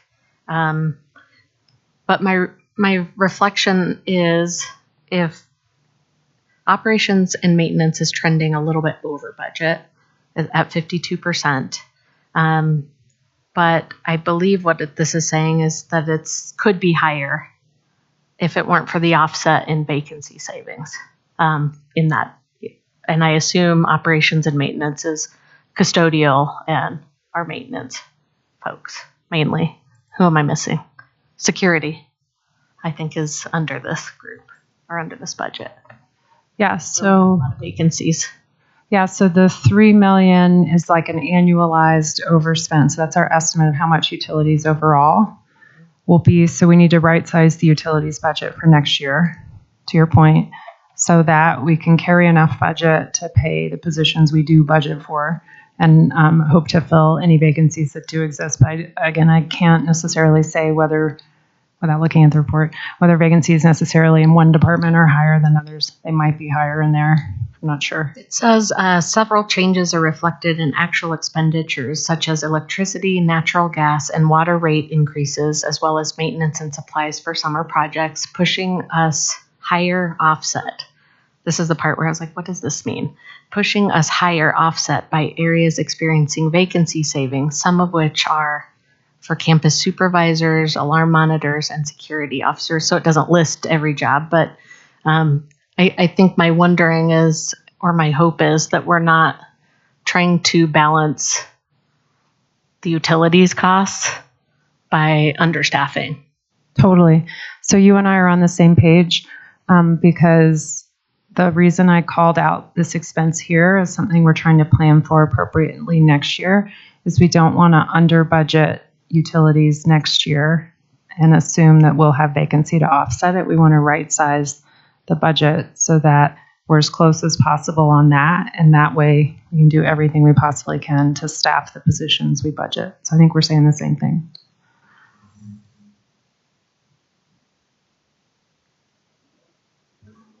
Okay. Thank you. So next question we had, this is relating to the dropped enrollment numbers. And we were wondering if you knew what percentage of the dropped enrollment numbers were free and reduced students.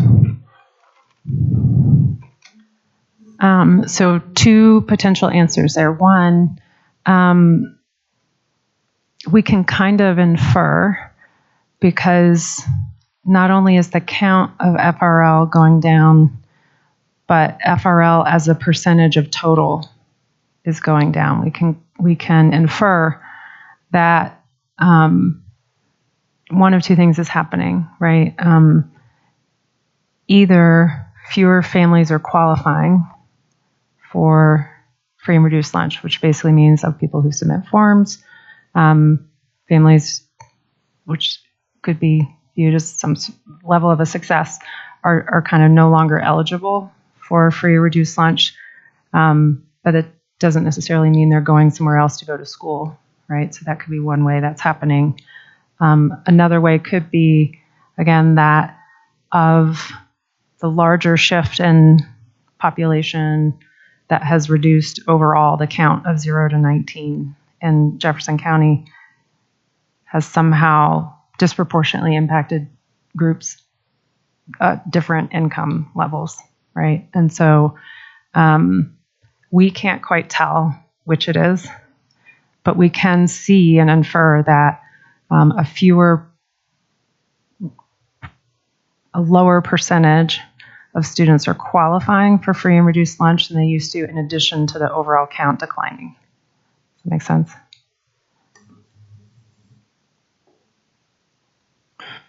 So just, to follow up, there's no hard data on that, though, that you keep track of? No. an individual student's eligibility is fairly tightly protected. So, for example, the budget team never even sees the student level data. And so to be able to answer the question of, is it that the student is leaving, or is it that the student is no longer eligible, meaning that somehow the family is at a higher income level, it would be inappropriate for us to even ask to see that. Okay, thank you.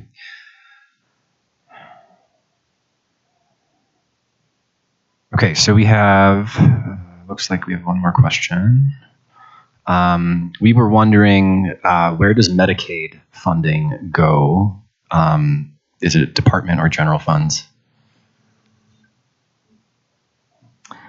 So I'm also going to ask Matt to chime in just a second here.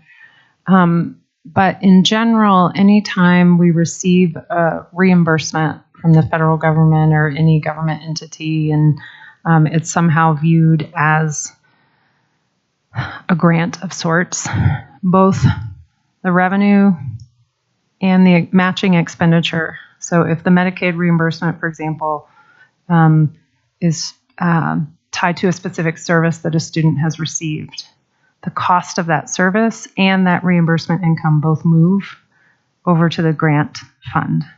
Now, it's still captured in either, it still starts out at the outset effectively as part of a departmental budget. It's just coded to a different fund. So some departmental budgets include overall expenditures in more than one fund, including Matt's, because his department gets IDEA funds, which are kind of an entitlement, and that offsets some of the expenditures, and then they get Medicaid reimbursement revenue, which is an offset to some of our expenditures. Matt, anything you want to add there? Yeah, I can speak to some of the different activities that are funded through the Medicaid program. And one thing to recognize too is that with that funding, that is intended to benefit or impact the health-related needs of our students across the district. So that funding has to be spent for specific purposes that align with what's called a local services plan, where we've identified goals in partnership with stakeholders, internal and external. And then we prioritize activities that will fund that align to address those specific goals. So in Jeffco, some of the activities that are funded are things like assistive technology devices for students with disabilities. We fund some of our registered nurses, some of our clinic aides. Some of this goes to specialized transportation for students who are placed in a school that's not their neighborhood school in order to meet their specific needs. Some of this funds our mental health services across the district. So there are a variety of activities. If you'd like to see kind of the list over time that's been funded, I'd be happy to compile that. But generally speaking, those are the types of things that are funded. We are actually in the process right now at looking at how we're going to prioritize future funding for Medicaid, because I think it's every 5 years, maybe it's 3 years. Don't quote me on that, that we have to update our local services plan. We are in the process of doing that right now. Just to follow up, so if a student requires the Medicaid funding, we bill that out. We're aware of that. That funding would go back to that department, whether it be SPED or transportation? No, that's not how it works. So there are certain providers whose services are billable that we get reimbursed for. That money does not go back to that specific department because the money is intended to benefit all Jeffco students, not specific groups of students. Even those specific groups of students can benefit from that funding. Does that make sense?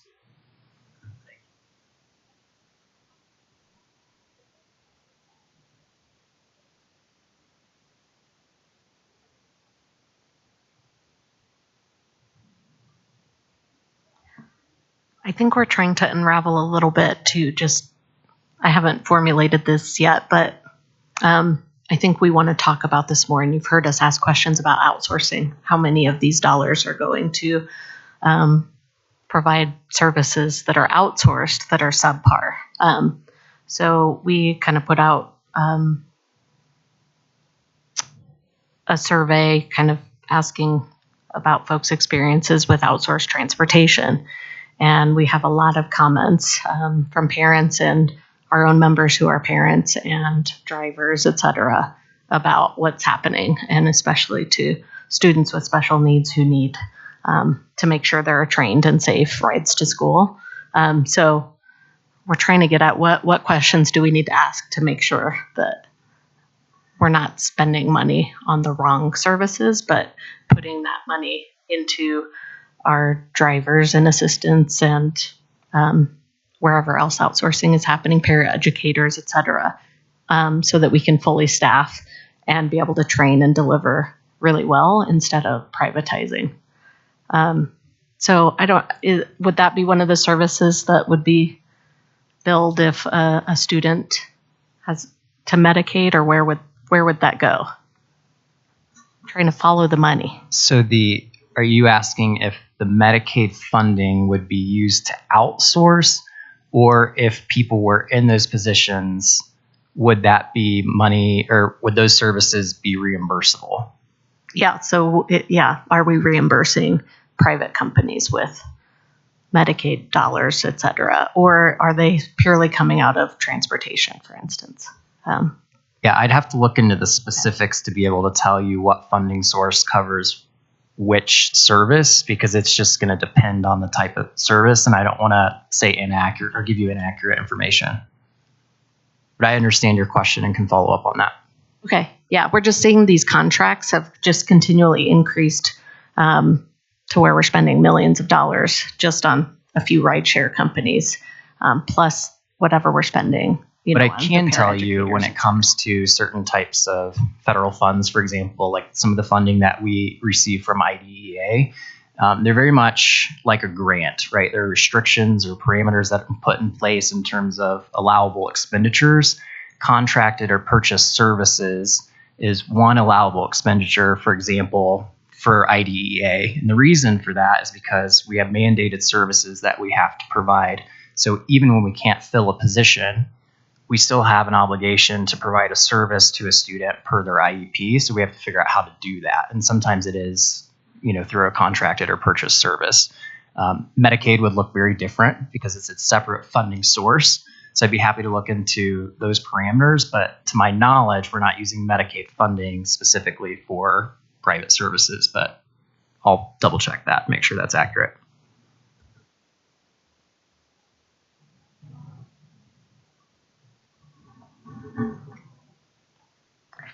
Okay, just to kind of be clear about what we're really thinking through and what we're hoping to solve, hopefully here, is the increased use of outsourcing,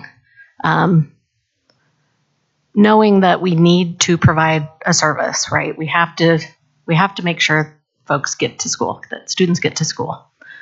But I've seen some literature out there from pro-privatization groups that kind of look at Jeffco and say, look, Jeffco can't fill positions, and look how well privatization is working for them. And yet, when we talk to folks trying to fill jobs, they're hitting every single barrier to be able to fill the jobs that they need to fill.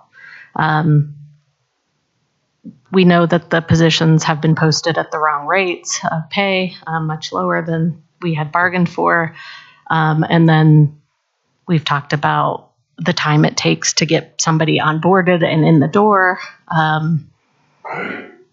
background checks, pay, how they get paid when they first walk in the door. So I think what we want to try and figure out is how do we not increase outsourcing and saying it, that this is the end all be all that's going to work because we have to do it because we just can't fill vacancies. Our goal here is to figure out how we're filling vacancies by putting whatever resources we need to put into it so that we're not offsetting millions of dollars now into privatized workers who maybe aren't trained, don't have walkie-talkies in their cars, and maybe driving around in the mountains without a signal, and there's an emergency in the car. So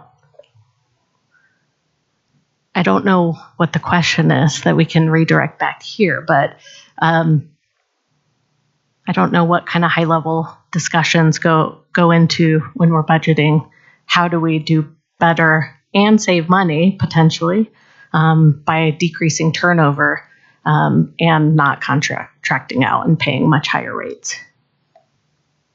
I will say, I think our interests align in terms of our role is to make sure that departments have the budget they need to hire the people they need, right? And sometimes folks get frustrated with us because we make them carry the budget to hire the people they need, right? You can't sort of, I don't know, finagle that. And secondly, if it costs more, we're not usually a fan. And so I think sometimes outsourcing is more expensive. And so, again, I think in many ways our interests are aligned. We want to find a high qualified person to do the job. We want the budget to be in place to hire the person. We don't want to pay more than we need to for a service. We want to be fair to our employees and prioritize our employees, basically. So I think, at least from a financial perspective, that's how we try to plan, ensuring that we have the dollars available to hire the budgeted FTE. Okay, yeah, I was just trying to tie this back to our proposal, so we're kind of repeating what our interests are, but that it really is looking at a comprehensive plan to address staffing, to get over some of these barriers instead of just like throwing our hands up and saying, well, it's that department's fault or it's this department's and this barrier is here in HR and this barrier's in, you know, what you all face when you're hiring people, but figuring out a plan to get people in the door instead of, oh, we're failing, so we got to outsource because that's faster and easier. So that's what we hope to do. And I just would say yes, and keeping them once they're here, right? So it's the recruitment and the retention piece, and we have a common interest in that as well. So I just want to make sure that that's verbalized. Tagging on to what Matt's saying, we also don't want to outsource. And so I can speak for special education anyway, as you know, we have kept jobs open anyway throughout the year. And I will say, I'm not sure what has happened in the past month, but we have been able to let go of contractors and hire people into Jeffco, which has been amazing. We have also really done a lot of different job fairs and hiring fairs and going to different conferences, going out of our little bubble, I would say, to try and find different people.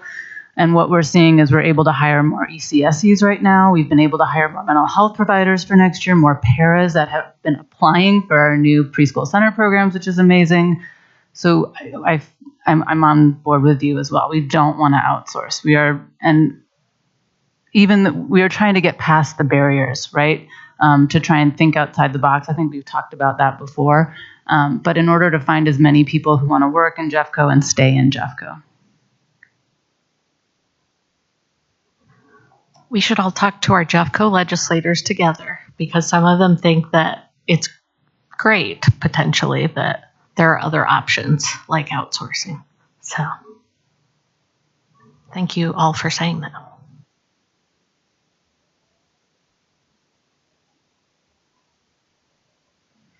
That was it for us for our questions that we prepared. So For Brenna. Right. Do we have any questions on our team? No, but thank you for listening and asking thoughtful questions. And I have emailed Phil this PDF. I don't have access to your share folders, but he'll put it in there hopefully soon. Feel free to follow up if you have questions, and I'm happy to come back. And I've actually linked it to the agenda. It's already linked. You should have access. Okay. Thank you, Brenna. Thank you, Brian. Appreciate you taking the time. And the reason I stated it like that is I'd like to circle back to Denise's presentation on the benefits, if I could. On the second page, it's talking about we have 484 3/4 full-time equivalents and 208 have signed up for one of medical, dental, vision. That represents 43%. I'm curious if sometime you can find out how much of that is medical only, because dental and vision, of course, is eligible at lower than 3/4 FTE. FTE is not a thing that rolls off my tongue easily. People, so. Thank you.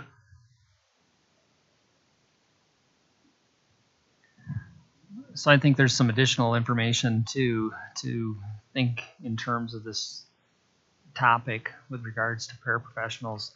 And we know that currently estimations are, estimations are our best numbers. And we're not talking about anything with benefits with regards to this document that we have shared. But based upon what we currently know, we spend about $14.8 million on paraprofessionals. So obviously going from our current state to what we've talked about as far as those estimates and having a paraprofessional with every teacher, we're talking about an $18 million added cost. Just to get some ballpark figures. That sounds good. That's way lower than I thought it would be.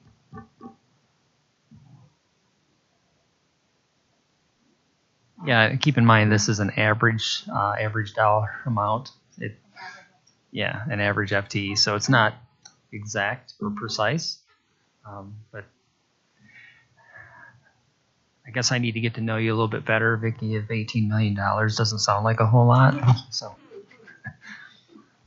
Oh my gosh, if there aren't any teachers watching now because they're teaching, but if they knew that every teacher could have a para for only 18 million more, we should send out a message right now to all the teachers. Well, they'd all be here. I don't mean to make light of the topic or the situation, but I know you brought this up as an item of sincere interest. I have to be very forthright in letting you know we're not hearing that message from teachers, and we haven't heard it from JCEA that this is one of their expectations. Now, we kind of in a sidebar conversation, that having been in other districts, know that other places do have pairs in every classroom in like kindergarten, first grade, that kind of thing. And I would dare say that probably a majority of our pairs are probably at the lower levels in elementary because that's where the greatest needs are. And another adult in the classroom is always of benefit, right? But we aren't hearing at this point in time through our process with JCEA that having a pair in every classroom is one of their priorities. So I just want you to know that's because they told us. We asked them what an ideal para to teacher to student ratio would be, and they said a para for every teacher, absolutely. So I believe they think that's our role to negotiate for paras. So they didn't bring it as their priority because we brought it. Okay, fair enough. Thank you. Okay, other conversation around paraprofessionals, questions?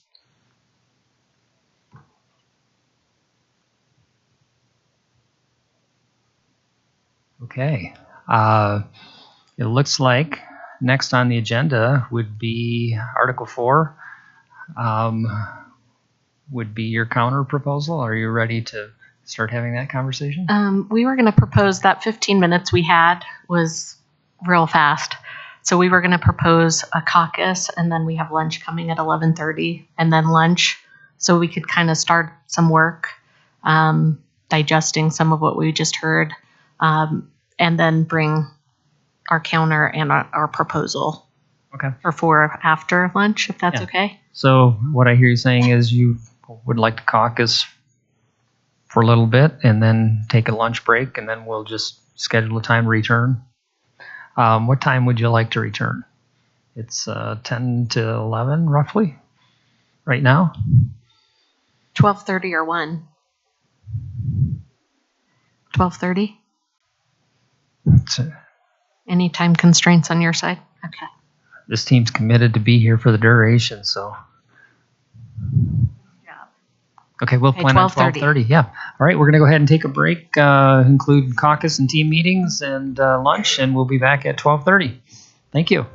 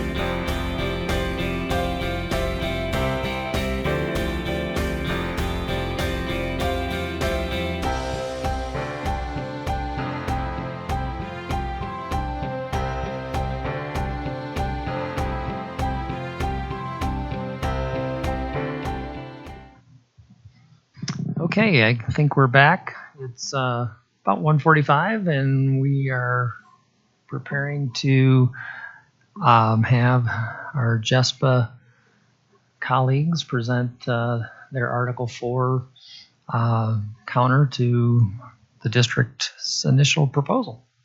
So as soon as they're able to pull that up, I think we're ready to go. I thought we were going to do our proposal before we addressed our counter to your proposal. And I think we should go over procedurals and naming conventions just to iron out some of the wrinkles that we've had in this last half hour on how to take care of some of this stuff. Sure. We can kind of explain what we did here and how we've exchanged in the past just to keep a solid record as we're starting to now go back and forth on proposals. So once Drew has our documents, you'll get a copy of them. You'll see, since we both are actually working in Article 4, it might get a little confusing. So we're going to try to keep it less confusing, I guess. So our Article 4, we'll call it Jespa's Article 4, and then we'll call yours District Article 4. And then, I don't know if you know this, but last year, a couple years ago, we started naming conventions on the counter. So Jespa's Alpha, and then when it's Bravo, we'll do Jespa Bravo, which is the counter to your initial proposal. So instead of sharing a Google Doc that just has colors, we actually do track changes so that the red line is actually tracked changes and not just changing the color of text, because then the record becomes muddy. Does that make sense at all? Okay, yeah. So yeah, that's what we did. I think we noticed on yours it was a color change instead of editing or suggesting mode or track changes, which is fine for a first proposal. It'll just get more confusing if we don't turn on track changes when we're countering. No. You know how long it takes for my emails to come through.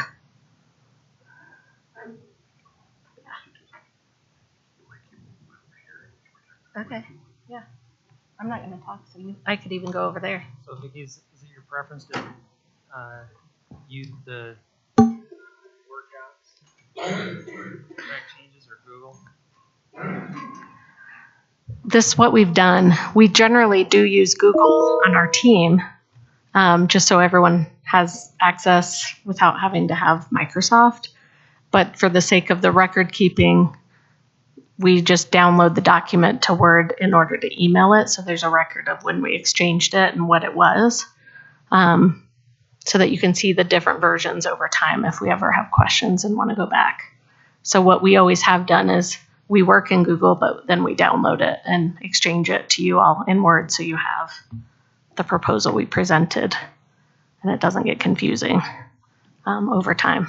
It still will be confusing at times if there's a lot of changes back and forth, but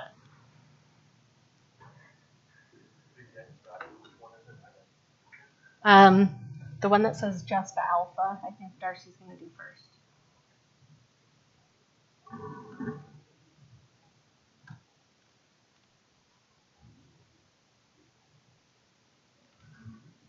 And can you change the view so that it's, yeah. Yep, and it shows the red. If there aren't any questions on procedure on how we would like to do that, I'll go ahead and just dive into our proposal. Okay. So the first is in 4-1-1, talking about a vacancy list being shared with HR and Jespa to ensure that all vacant positions are posted. We've been hearing there are vacancies, but there's no job posting that goes with that vacancy. It'd be hard to fill. And postings must not contain language that discourages applicants, similar to, just as an example, strong internal candidate has already applied, that kind of stuff. In 4-1-2, adding the word benefits, So make sure that benefits and job description is in the job advertisement, as well as the specific location of the position. And we had discussed this in our mutual ideas at the beginning, to have HR have a template for those job postings because of the continued incorrect postings compared to the position, so that there's an accurate and current information, which will help fill, again, those positions.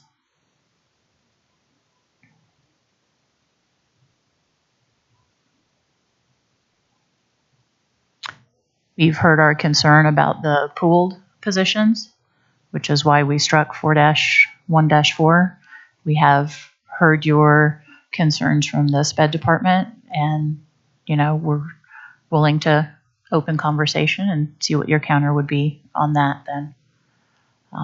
Voluntary and involuntary transfers, changing that title to administrative transfers, that it's only for placing an employee who's been identified for a RIF or to meet accommodations upon mutual agreement.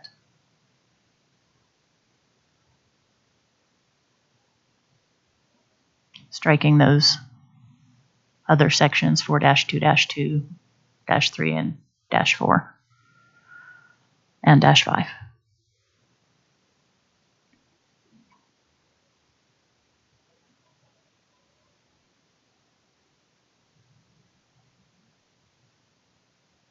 Way to go, Drew.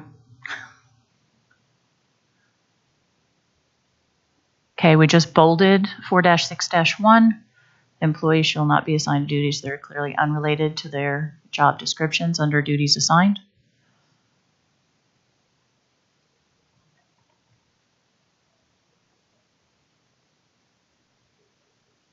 And in the interest of positive, which is what we always do with our students, or positive behaviors, instead of saying failure to maintain qualifications, we would like to work with the employees on what they need to do to maintain qualifications. And adding that the district will cover the costs of education, licensures, and endorsements for employees, as that is other industry standard.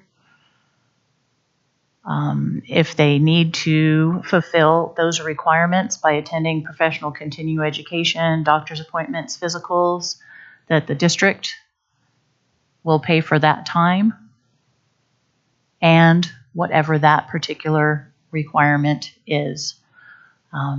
Just historically, there's a, transportation. This has relations there. And into our fun stuff, staffing ratios and minimum hours. We had talked before about staffing ratios, and some departments have it and some don't. And we would like to take it out of the school resource guide. Guidelines are guidelines, and to get some actual teeth in here. Our ask that we did before was one paraprofessional for each elementary school classroom teacher. And we had also talked in our interests about having those positions, all ESP positions, be 6 hours. So that's reflected there. You had brought to the table the additional cost of $18 million because that was an 8-hour. And let's look at 6 hours. 10 million is a nice number. Paraprofessional duties must directly support students and teachers and contribute to student achievement, not being used as office professionals, and have the school resource guide update that. Staffing to meet IEPs in accordance with district, federal, and state requirements. It seems, odd to put a federal requirement in the contract, but we know it's not happening even though it's required by law. And have the IEPs actually meet the student needs. We know that's not happening. Health aides change would be staffed bell to bell rather than having other personnel cover that while the health aides are those lower hours. Office professional staffing, similar to these ratios, and make sure that their daily duties are not paraprofessional duties. We understand it, once an emergency situation happens, but not a daily expectation. Elementary office professionals staffed at least 2 FTEs. Trying to roll that off my tongue, it's difficult. Middle school, 3, and high school, 5. And those are minimums, and they're not much more than what the resource guide already has, but putting it in our contract so we know it's an expectation. Transportation staffing, all students having access to bus services and sufficient routes provided by Jeffco Transportation, maintaining at least 50% of positions as 8-hour per day and the remaining 50% no less than 6 hours per day. And I think we had some questions on your proposal that we'll get to when we get to your proposal on that type of thing. Custodial ratios, you had shared earlier that it's upon the square footage of the building. We'd like to make sure that the outdoor square footage for snowplow is taken into account, that kind of thing. Fields, land, bathrooms, number of students, any other factors that impact that workload. And facilities maintenance, the JCMA bargaining unit positions staffed appropriate to meet the needs of all facilities, and we need to have further discussion on how that works. Not quite sure.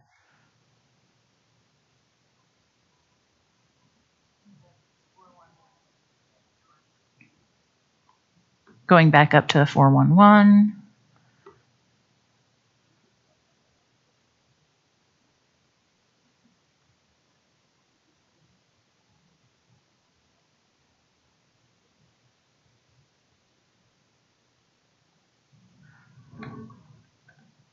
To make sure that new non-temporary positions are declared vacant so that the vacancies are filled. Yeah, we wanted to have more discussion on the maintenance part of it, just because we know there are positions, but they weren't posted. So we were trying to figure out what can we capture current staffing to be, and that part's not been clear or transparent in maintenance. Is that right? That's right.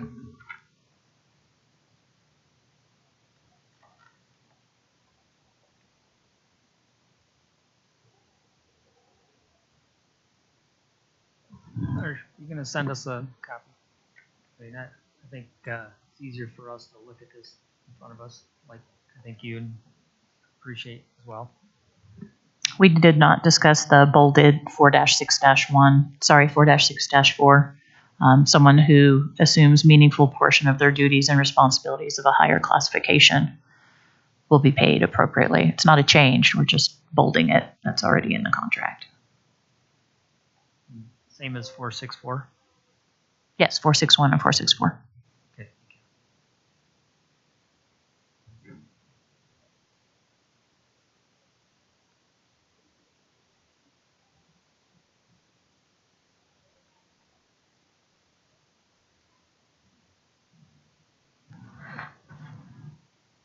We can also do our counter as well if you want to do that now, unless you have questions and want to review this, but they kind of overlap each other in some ways.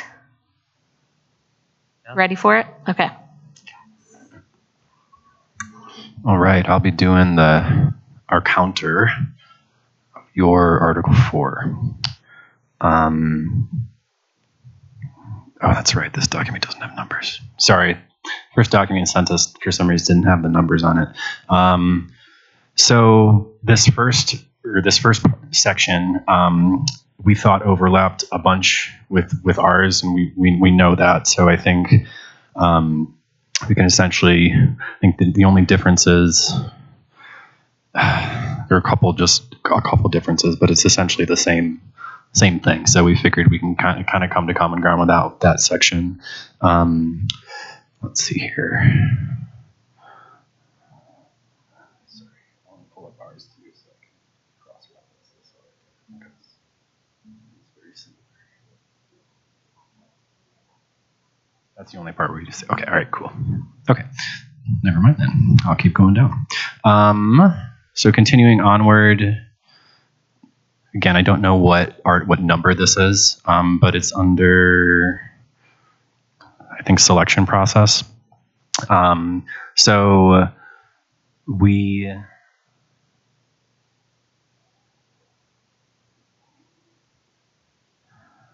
No, I just changed I zoomed in a bunch and now I can't read it. So hold on.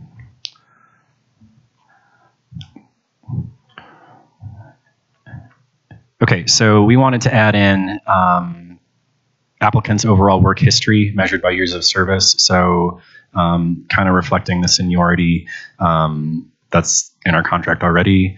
And this is about final recommendations to hiring managers. And also you had struck, or you added reference check conducted by the hiring manager. We wanted to add in limited to references provided by the candidate only.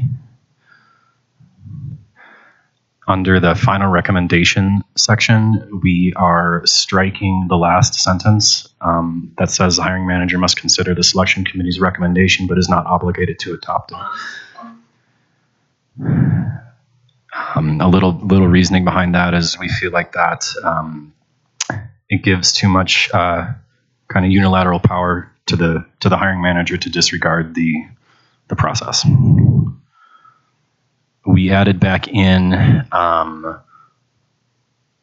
meaningful to the assuming no meaningful difference. You added there is no difference. We wanted to add back in meaningful difference. Again, that happens twice in that paragraph. We're doing the same thing there, just sort of re-adding in meaningful. Okay. And then I think we're going down to the probationary period. And you had added, you struck 60 days from the probationary period and added 120 days to the probationary period. Our counter is 75 days. And with a little bit of an add here too, we want, I'll just read it. The district must provide paid in-person new employee orientation for a minimum of 4 hours, which shall include onboarding around pay, benefits enrollment, policies, and an introduction to Jeffco culture. In addition, each department or school must provide adequate paid training to ensure success of each new hire. Jespa shall be included in orientation for a 30-minute presentation. And I believe that is it.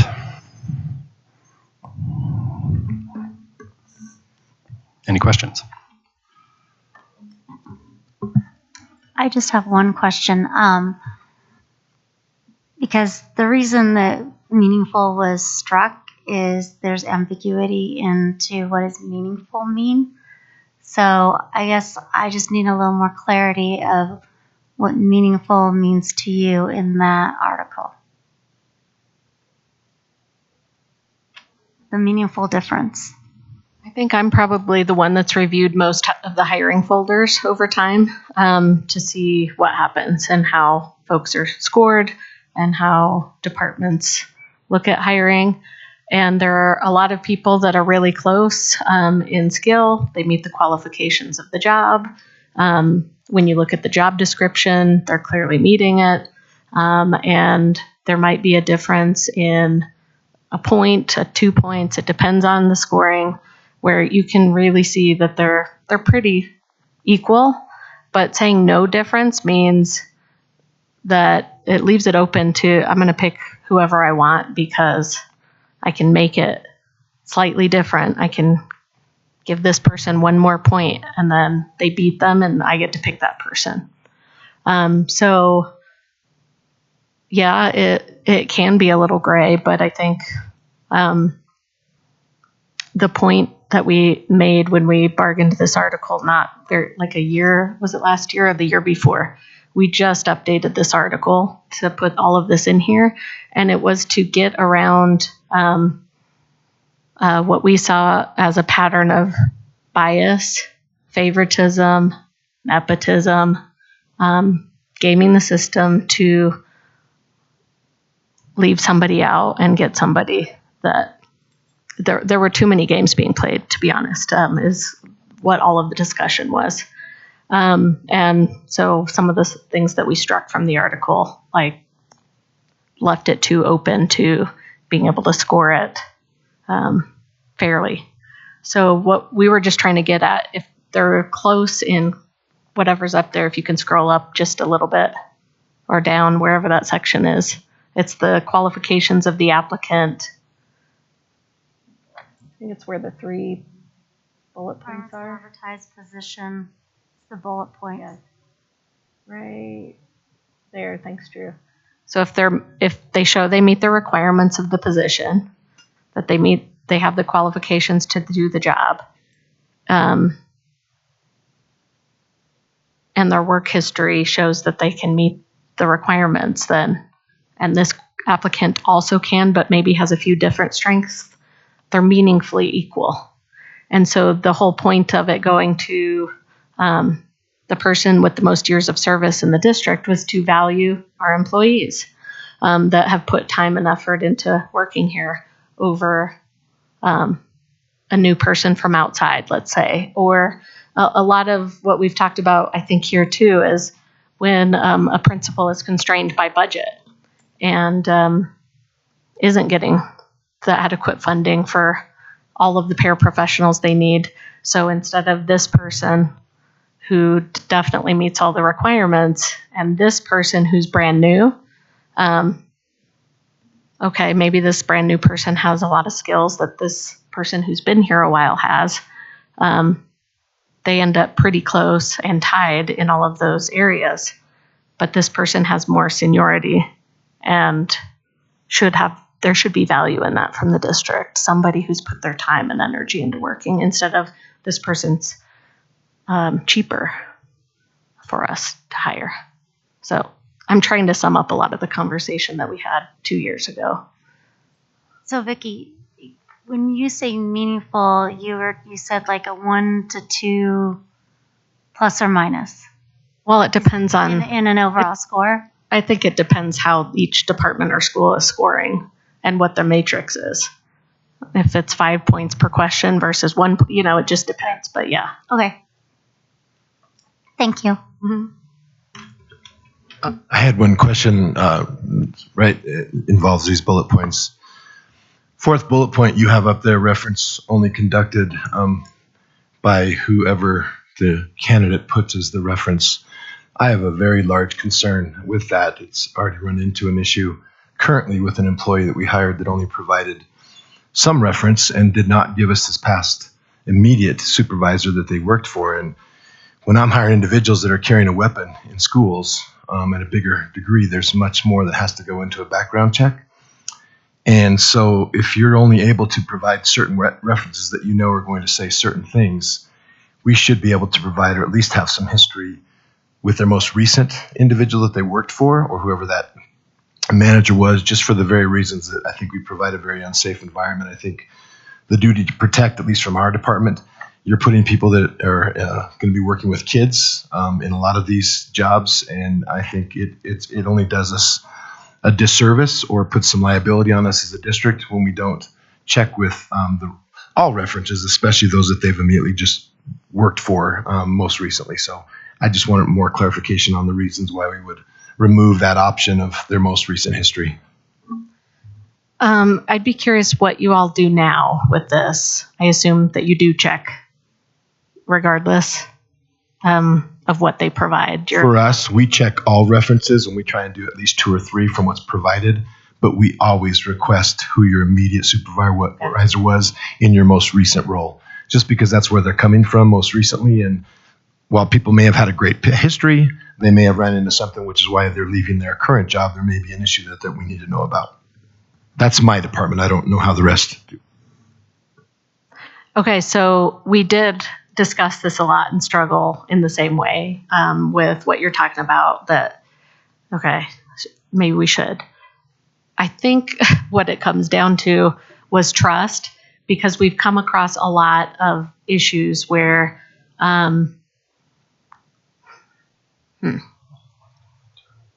it's more for internal stuff. So let's use me. If I worked here, and I wanted to, let's say I work for Mark, and I wanted to go work for Matt, and then Matt calls Mark and finds out I'm a big old union troublemaker, and that I'm just going to file a ton of grievances. I mean, Mark, if he were smart, he'd say, she's great, get her off my hands.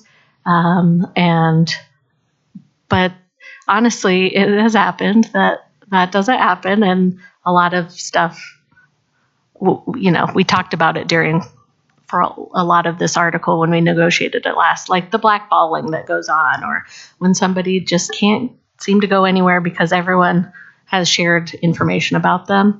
So totally value what you're saying, and that's important, and we struggled with it.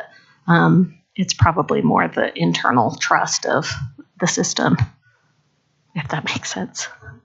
It does make sense. And now that we have hiring guides that are accessible to all of our administrators and our hiring managers, there are questions that are to be asked or referenced for those type of conversations, because typically that should not be part of the conversation. It should be their work history, their ability to learn, some of those items that are addressed in the hiring guide for not only our ESPs, but also our teachers and our administrators. So I agree we need to have more consistency in process of hiring, but we are building those structures and training those currently.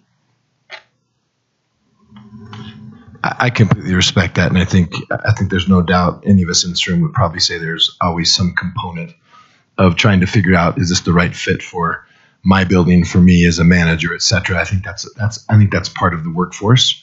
I do believe there has to be some trust there, and you have to trust that the hiring manager or the professionals that are in their job are doing what's right for their building and for people. I don't think there's any complete guarantees, because I think at any given time, any manager or anybody hiring could eventually go, I know that name, I'm not going to tell anybody, but I'm just not going to hire them for whatever reason. I think it's too bad that that's out there, but I think that could be in any case. I just don't want to sacrifice a potential issue with safety or others in lieu of us not trusting and have an organization that has trust within its own structures. I do believe what HR has put together around a hiring manager and a process is much better than I think we've had in the past. And I think there's some checks and balances there that maybe we haven't had in the past that I think will help support what you're talking about, that internal piece. I just don't want to, in lieu of that structure, forget about there's a need for, really, when we're putting somebody around kids, that we do everything we can to make sure that they're the right person, that they have a right history background to work within our school system. And as she said, we went round and round, so if you guys can craft better language to try and close what we agree is a tricky problem, open to it.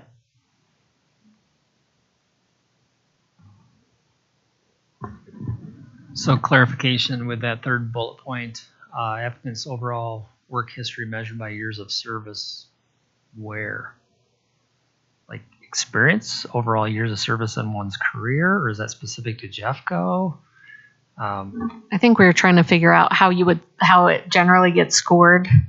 Like if I'm a carpenter and I've done it for 10 years in the district, and there's another carpenter from outside of the district that's 10 years, we're trying to get to some level of scoring, but sometimes we just don't finish, so we can leave it open for discussion. But we wanted to we toyed with putting evaluations back in here, and kind of the way Mark, I've seen that you guys do it. I don't know if everyone does it. It's just the high level score or the rating that gets looked at and scored. But we went with like time, because not everyone has evaluations that are accessible if they're coming from outside. So I think what I hear you saying is measured by comparable years of work experience. I think so. Although what we talked about a lot was also there's got to be weight for district employees to have a career path. So a lot of what we talked about a couple of years ago is growth. That if we want to retain people, they have to see that they have a career here, that their time with the district is going to be valued. So we meant internal years of service, but we recognize people have years outside service, meaning to Jeffco. But do you all have a way that you recommend valuing or scoring that in HR now?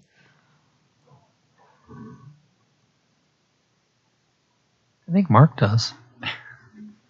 I think just from my experience that it's either line 4 or 5 on our final selection grid, and I think it ties back into if there's no meaningful difference, the senior candidate is awarded 5 extra points, which basically automatically makes them the winner. And I think that's somewhat addressed in that. So we may be, and I may be wrong, but it looks like that may be redundant in the process to make sure that we're honoring years of service, because I agree that we've got candidates out there that have been here a long time and they have a lot to offer.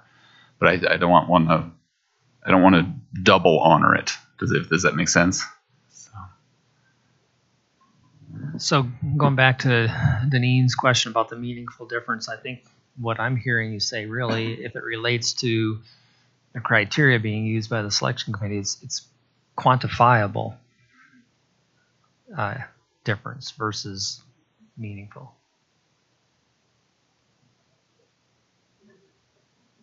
Statistical. Say that again? A statistical difference. Static, you know. That's kind of scary. Could we kind of roll back through from the start and then I think allow our team to be able to ask some questions on this document. And then I guess what I would request for our purposes of being able to move forward is maybe sometime in the next day or two, you could merge the two, your proposal into your counter proposal to our proposal, so that's all on one document. And that way we can work off of one. It would just be helpful for us to be able to provide counters. I know that it does get confusing that way, but I think if it's not done in one, then there's also the opportunity for lost information and missing out on some key pieces. So we don't want to do that. I'm not asking it to be done today. Obviously, we're all working on this together, but maybe in the next couple days and before we get together on the 17th, if we get it in the next 3 or 4 days, it would allow us to be able to work on it and be ready for our next meeting. But we'd like to reel through this so that if our team has questions for clarification, if we could go through this one first and kind of a slow roll through this document, and then we'll jump back to your other one, if that's okay.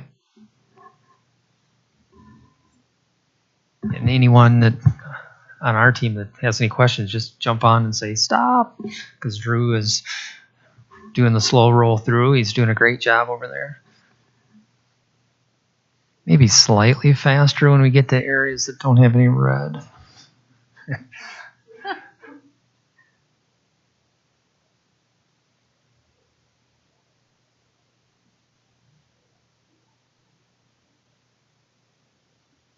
I think we talked about that.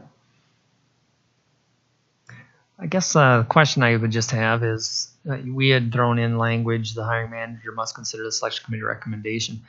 Can you share a little bit more about why you don't want the hiring manager to be able to make the final decision? That's not what we're saying. We think it's already implied. It's a recommendation of the selection committee at the very first sentence. We're so we're worried that it says they must consider it, but it is not obligated to adopt it. And if everything above this paragraph that talks about the scoring, the selection criteria, et cetera, was used by the selection committee, but then the hiring manager can do whatever they want, then none of the process matters anymore. And we're worried that, I mean, we didn't disagree with you at first. Sure, the hiring manager can call the references and actually do the hiring. Like some of what you said made sense, but we don't want it to is the right word, negate or trump the process. The process has to be followed, and that if the hiring manager gets to choose outside of it, it better be because the selection committee screwed up the process and they're correcting it. Right? You know what I mean? Yeah, possibly. The other consideration would be if we get to that point where we're doing reference checks and the hiring manager finds out that there's some issues with the candidate or candidates for that matter. I mean, they certainly reserve the right to pull the plug on the process and go back to the selection committee and say, we're going to need a do-over, or we're going to go 3 deep or 4 deep into the candidate pool to select because we've determined based upon the reference checking that we, as the hiring manager, I can't hire this person based upon what I know. And I think it's important too to understand that that's always not always information that can be shared, especially if we're talking about internal candidates. And if a reference check comes back negative, Mark Strelo can't go to Matt Polero and say, this is the why. And I'm using them as names, but from the standpoint of the selection committee, if we're on the selection committee on this end of the table, Mark can't come to us and tell us the actual reason why when he called another hiring manager. That's, just goes against confidentiality and, personnel information.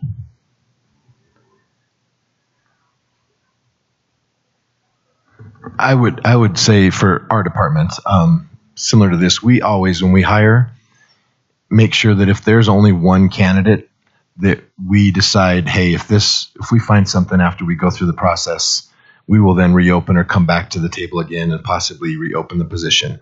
But we also, if we have 2 or 3 candidates that are very viable options, we go down and as we score, we talk about if number 1 doesn't work out for whatever reasons, are we comfortable with 2? Are we comfortable with 3? So before we even leave the table to go do reference checks, we make sure that the hierarchy of we're comfortable with 1 and 2. We're not necessarily with 3. If it gets to 3, we need to come back to the table to some degree. So I know for us, that's how we process that. I think to your point is more, if I've got 2 candidates and they're head and heels, one's just outstanding, the other one is scored very low, and it gets to, let's send 2 to a finalist process, right? Let's send both of them because maybe a hiring manager wants to see 2 as opposed to 1.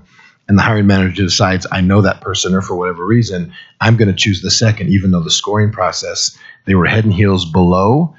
They didn't score very well. I just felt like that's a better fit for me. The hiring manager gets to make that choice from candidate 2 versus 1, even though number 1 outscored in every category, etc. The process is, I think that's what I'm hearing. I just want to paraphrase. What you're saying with the language that we have up there, you're not opposed necessarily to the hiring manager having some final say in who is selected. What you don't want to happen is for the selection committee's recommendation and process to be disregarded in that decision. So as a team, we just need to talk through what language might make sense so that we can accommodate both sets of interest, because I'm not hearing any disagreement as long as we're maintaining or valuing the integrity of the selection process. Is that accurate? I think so, looking at you guys too. We've had situations, like a grievance that went pretty far where we did have a selection committee and one of our members, your member, was on the hiring committee and had a say, and this is what happened. So, okay, we don't like that. It was really, there's a manager there. They're supposed to make sure the process is fair, not try to stack it. So yes, but yeah, we don't want to get into a situation if we review the process and we see a clear grievance that the district has an argument to say, well, the hiring manager can basically do whatever they want. So so we don't care about the process, which I don't think you're getting at, but there's better language. No, I think to piggyback on what Matt was saying and what you were just talking about, Vicki, is, the last thing in the world we want to do from a human resource perspective is expect there to be selection committees and then not take the recommendation from the selection committee and completely disregard it. that doesn't feel good to anybody. And when that happens, then people are like, yeah, I don't want to be on your selection committee because you're not listening to what we're saying. So we absolutely value the input, and we need to honor the input of people who are giving of their time to select potential colleagues and become members of their team. And I hear you as far as, yeah, we don't want hiring managers to just completely circumvent the process and say, yeah, thanks, selection committee, we appreciate the time and effort, but I'm going in a different direction. Shouldn't happen, especially if we're going to adhere to the bullet points and in that hiring process. But I think there's a way to tighten this up and make it work. I think we can roll a little more, Drew.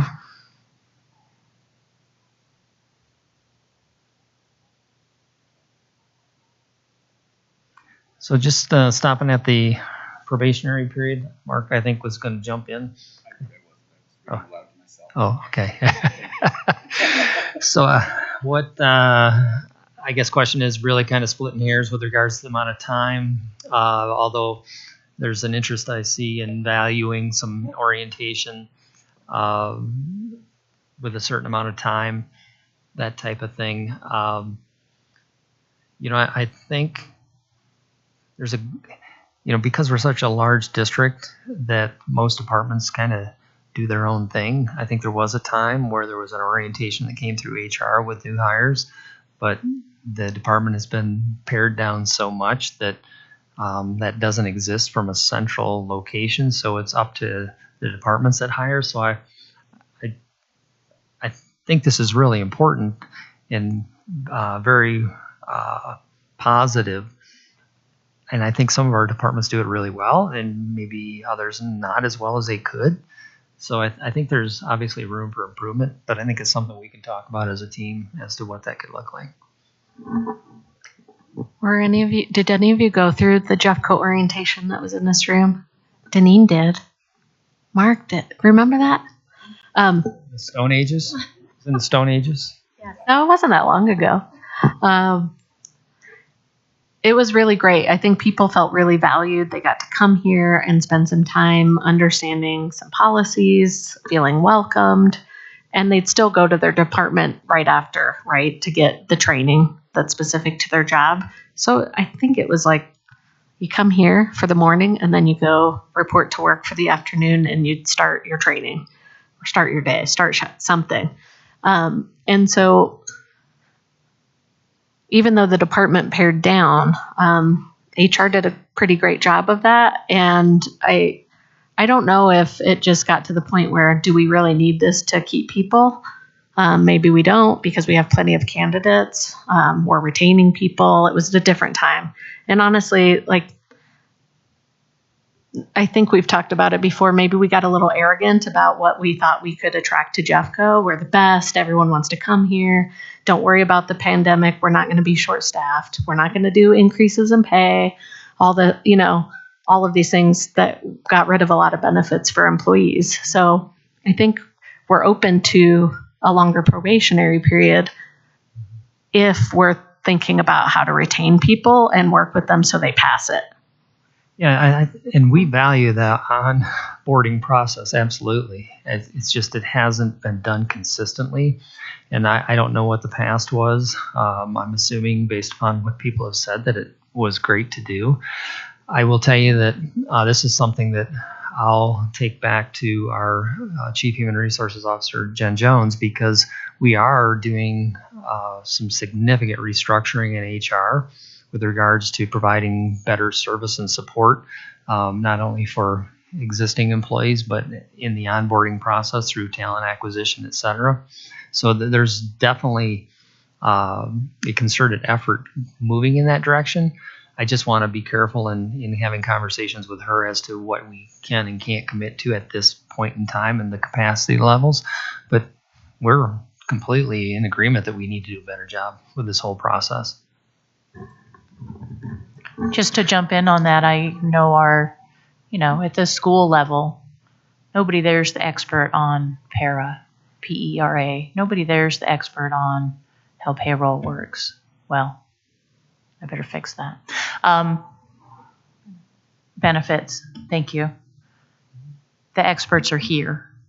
And I know everybody's available electronically, but when you're in a building and everybody's new and you're in a room and somebody has a question, that one answer fills 20 people rather than 20 separate electronic communications. Yeah, and I think part of the challenge has been that, and I'm not going to give the mic up to Deneen, even though she wants it.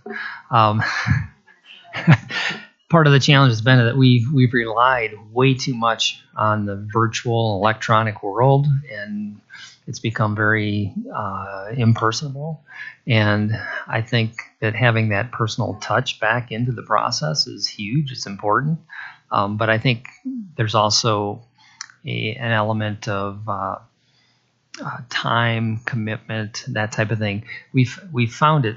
I don't know about you, but an old dog like me, watching the technology evolution over the course of even the last 20 years has been astounding to think how much information we're processing. When I remember starting out as an administrator, where we were still typing letters, not on a typewriter, but typing letters and that type of thing that you would mail, right? So I guess my point in saying this is I think we probably have tried to streamline and expedite the process, make it more electronic, et cetera. But I think we've maybe lost some meaning in the process and also lost that personal touch that we really need to have. I just wanted to add, I think that part of the reason things changed is that we used to hire, like, there were true seasons, right? And you could onboard masses together. But now, I mean, you can look at the job board right now, we're still hiring for this school year. So I think at one point in time, the question was, how do we consistently provide that training to everyone as they come on board into Jeffco? So I think that was kind of a thing that we might have to work out again. And I think that the solution currently that we have is the videos, like the onboarding videos that have all of that information, but it's not a live person. It's not getting your question that might be not Phil's question with, benefits and that really answered or feel like it's answered well. So I agree. But I think the challenge is the hiring cycle as it is now. I wonder, I just want to throw out real quick, Phil, and for us, and I think what might work for you all.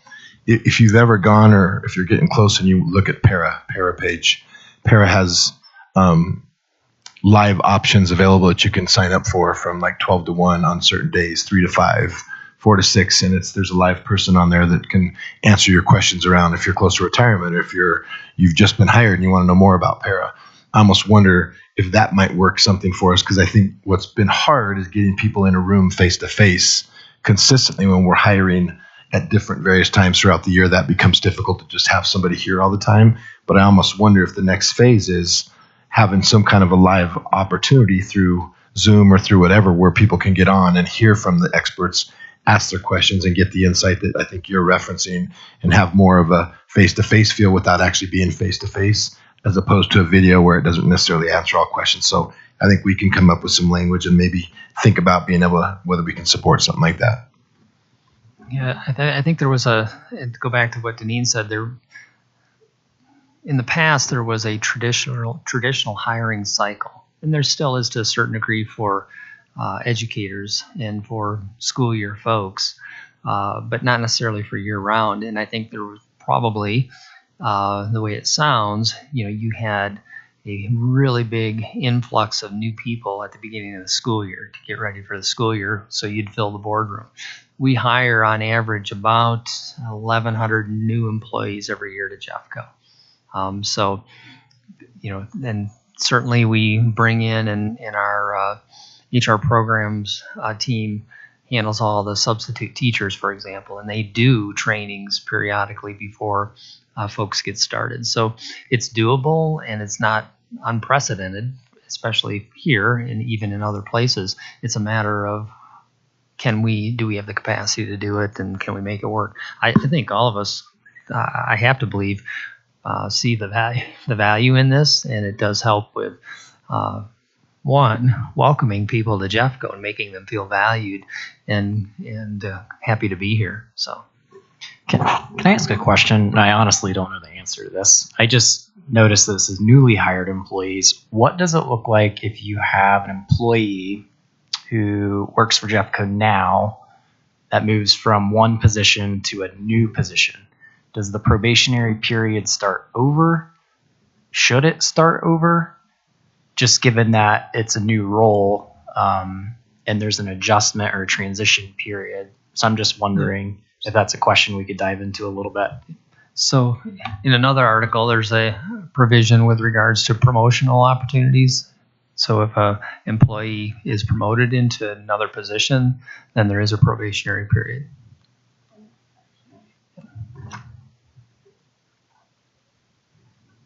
I just wanted to say that, food service, we recognize the value in the training piece of this. And in the absence of having something district-wide, we did implement our own training program, and we hired a trainer. And a lot of this information is stuff that she goes through.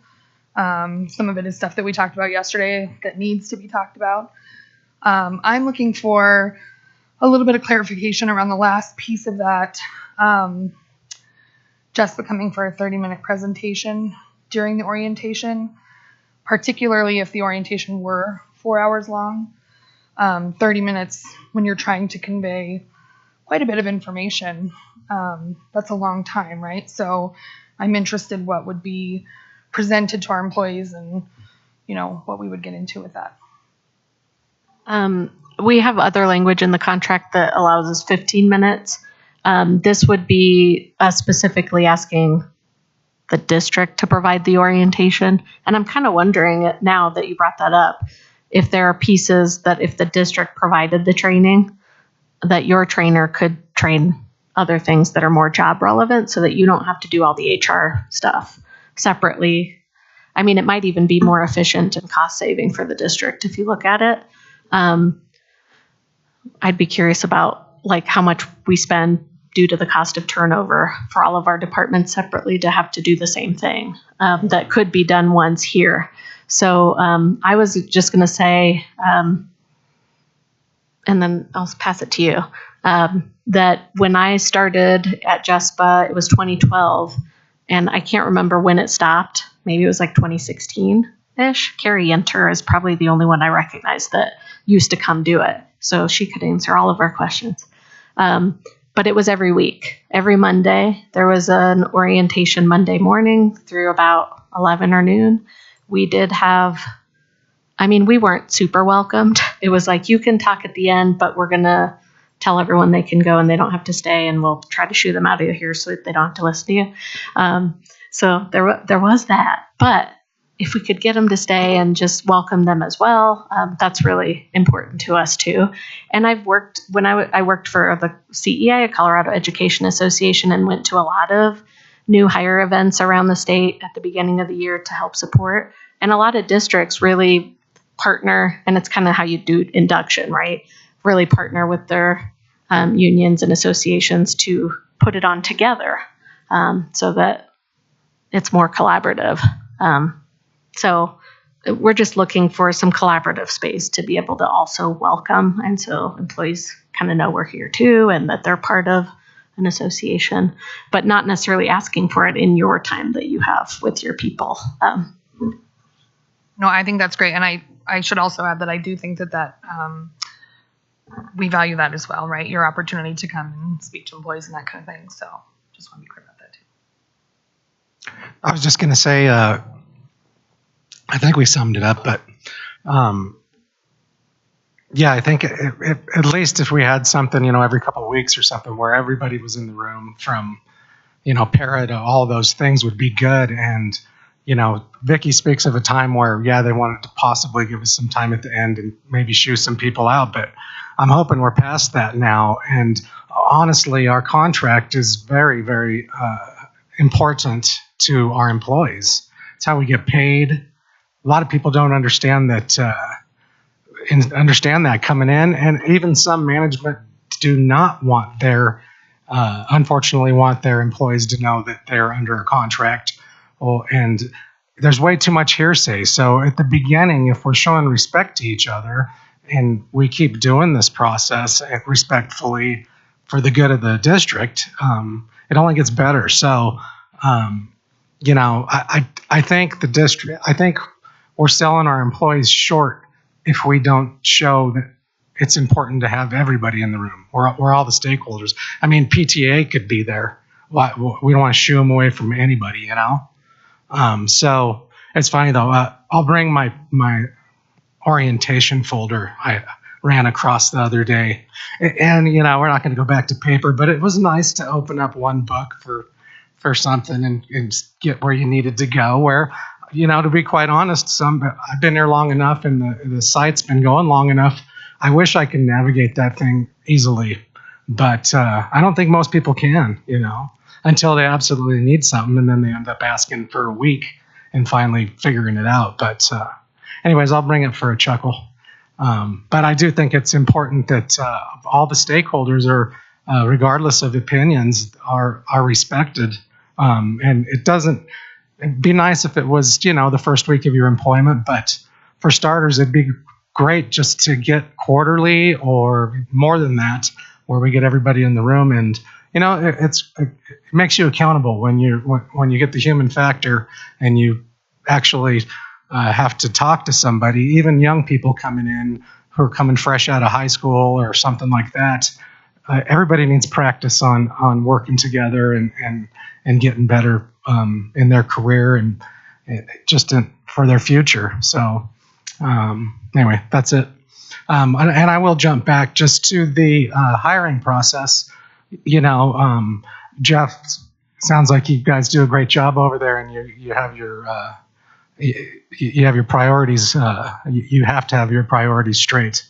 But it doesn't mean there's not little nooks and crannies within the school district during a hiring process where it can be manipulated and intimidating to even try to be on it. I mean, I don't think in maintenance, I haven't heard of anybody being asked to be on a hiring process in a long time. I know a couple people who do it all the time from Jespa or JCMA, but I love to hear people who are ambitious and get everybody involved and have integrity behind their process. But our contract, we want it to be in stone. So if you leave, Jeff, and you're in Hawaii for the rest of your life because of para or whatever, the next guy might come and have his own ideas. So it's not about the people here sitting at this table. It's really about foundation and concrete and respect to our future and showing respect to the employees and setting a precedent for anybody who wants to be a manager or move up the ladder. So it works out. 30 years, a career. That's what we need. We need rungs on the ladder to get there, and it needs to. All of us need to be a part of those rungs.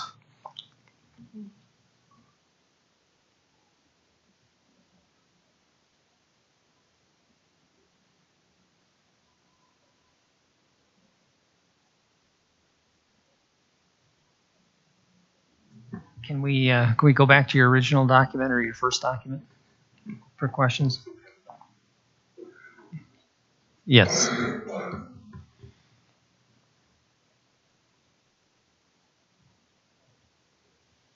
Okay, let's start there. If we could just hold for a second. Thank you, Drew. Yeah, I wanted to talk about the pooled positions for us, and I think we've talked about this in a number of our departments. The pooled positions are extremely important. Maybe not to all. I don't know. I don't want to speak for everybody, but they absolutely are to our department.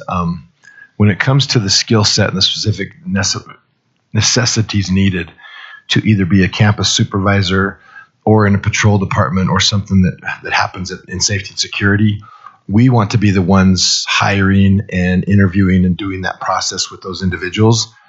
And when we open positions up, we want to make sure that the position that's open is the best fit for an individual going in. We've all heard this. There are different types of philosophy and personalities that manage buildings and manage sites. And the value of a pooled position is being able to interview and hire the best individuals that fit the needs of that position, and then trying to think about where do they live? What's the best fit? What's the personality that's going to fit? What is the need? We think about background. I think about bilingual. We think about, are they Latina females that need to be in a certain school of ours, that there's a need for that mentorship? We love that because we can then help place and talk with principals, and then it becomes a partnership. We go to a principal and say, hey, we've got a couple of candidates. Here's who they are. We'd like to put them there, but we want to have that pooled position to be able to interview and have this group of great individuals that we've interviewed, and then be able to place them in a right fit based on where they live, where the openings are. I'm not against having openings available and letting people know that, hey, I've got a campus supervisor position open at 4 different high schools, and we give them their opportunity. Hey, you may live on the south end, but you sound like you really want to work at Standing Lake. Maybe you did go to school there. Great, we give that opportunity. But that pooled position, I think, gives us some autonomy to really find best fit, where the connections make sense, and to put people where we think they're going to be the most successful. So I just want to throw that out from our department, why the pool positions are really integral to what we do in our department.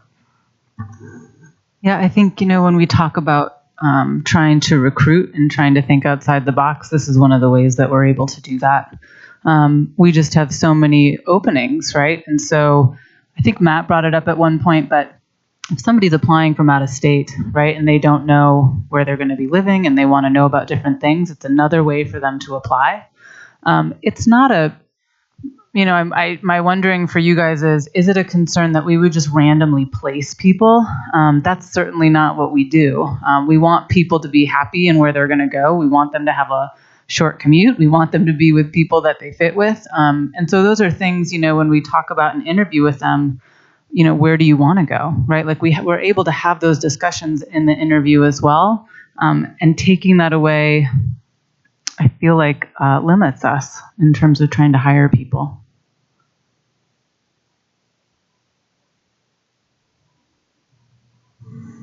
I'm just wondering, is the concern tied to what we talked about previously with the advertising process, and that it does not give people a clear understanding of what they're getting themselves into? And I guess what I'm wondering is, if can this be cleaned up by clarifying the expectations? For example, with our department, north part of the district, south part of the district, and we do something very similar when we're able to hire them. With our district-wide custodian positions, that they onboard. Sometimes that's a much faster way to get them to onboard, because we don't have to be subjected to the timeline of getting a principal involved in an interview, getting the school staff involved in an interview, and all of that. We can interview centrally, and then we get someone to onboard and work as a district-wide. Well, they get to, and this is what we share with them, you can test drive several locations and see what's a good fit before you put your name in there and apply. For us, we don't exclusively do pooled positions. Of course, we advertise vacancies by site, but we also have a pooled position on the side. And so, again, we use that as a tool to be able to offer variety in the types of positions we're offering. And I guess that's my ask is, would cleaning up the way that they're communicated resolve that for you guys? Okay, yeah, I think so, Mark. You see right above when we talk about the posting announcements in 411, what we have there are job advertisements contain the following information. And one of those is the location. We see what you're saying about the needs, and you're hiring a lot of people all the time. However, what we hear a lot about is, we know there are probably positions out there. I don't like where I am. I don't know what's available. I don't know how many hours, I don't know where I might want to apply. And if you're already, let's say you're a paraeducator and you're in a program and you move and now you're closer to another school, how would you know? Would you just request? And I don't know, there's not a process that we're aware of. Well, I think it's been a different year, right, in terms of being really flexible with people's schedules and what they can and are willing to work and what's going to make them feel happy in working. So, we have some paras who are working a half day for the week, right, because we're willing to take anybody as well. And so the pooled position also helps with that in terms of that discussion. I think it allows us some more flexibility. And again, the goal for us is to get people, right? So it's not trying to stop them from scare them off from applying to different positions. But it just gives us a little bit more flexibility in trying to get people here that want to be here, even if it's a shorter amount of time than what that school posting even might have been. I guess what I'm asking is there a way, maybe a transparent and fair way for me to choose? I think food service, probably you guys post your vacancies and all your managers everybody knows what's open, right? I think. So we do utilize the pool positions. It's a huge tool for us, but every Friday, Diana sends out a list of all of our available, these are food service worker positions, manager positions, right, central office positions. Yeah. So that gets to the other layer, is that we have seen that positions aren't posted that we know are vacant. And that's happening. And then if there are pulled positions, okay, is it all, what, are they filling all of them, or are they secretly, reducing staff by attrition and kind of doing a RIF, or, so what we put above the vacancy list must be shared so that we're transparently understanding what positions are open, even if they're pooled. So I think there's probably a way to get at pooled positions in a way that we kind of know how many vacancies there actually are, and that the employees know what maybe is available to apply to. So if they don't come to you and they are just like, oh, I moved and now I'm really far, I'm just going to quit, because they don't know what to navigate. All of our jobs are still posted. And just so you know, we meet with Carrie Yenter every week and we look over job postings to make sure that those jobs are still posted at the schools. Okay. So that is you something. do post Oh, yeah. high school. Oh, yeah. Okay. Everything, the pooled position is just another way to get other people.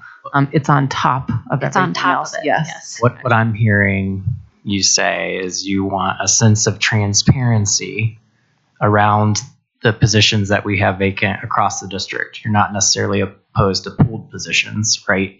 And I would say another benefit to pooled positions that I mentioned last time is just that anticipatory need that you might have, right? So we know some people might be retiring this year and have not yet submitted their retirement paperwork. We can't necessarily post that position until that becomes official, but they've told us directly, hey, I'm planning on retiring.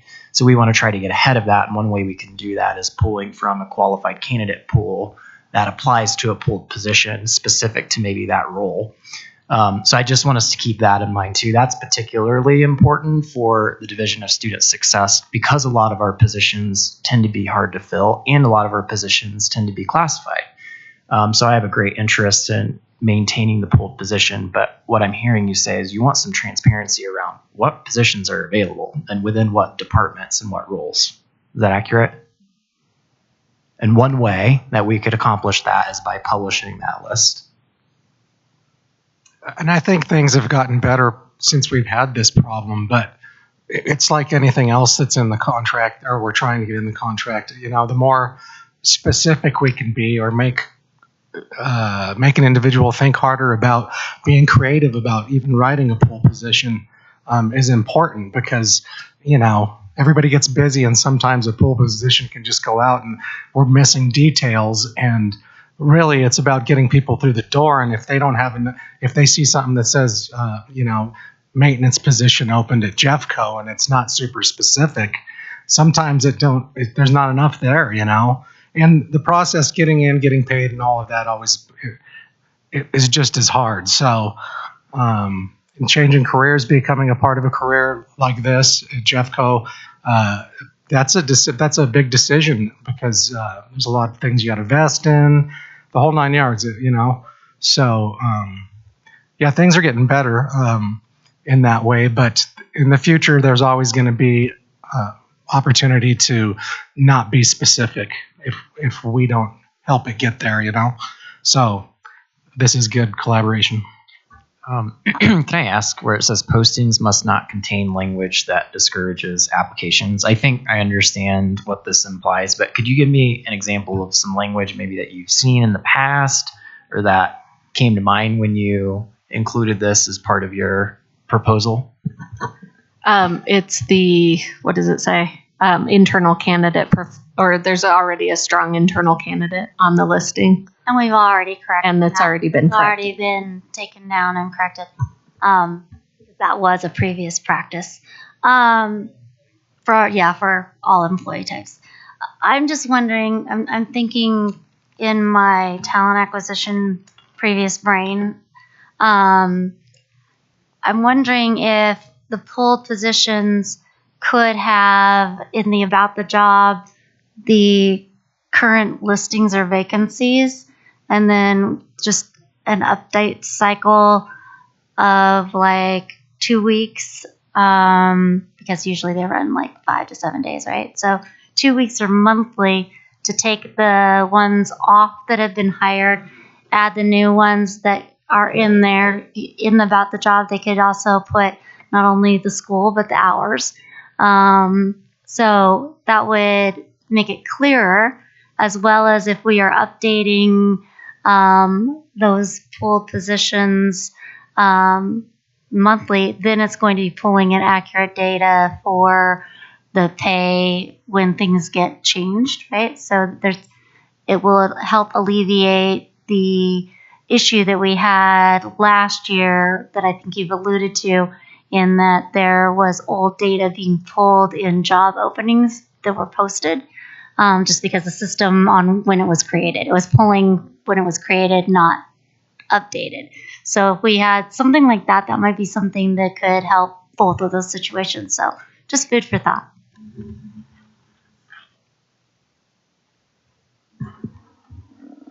Okay, I think we want to keep scrolling if we can a little bit, Drew. Okay, you can hold off.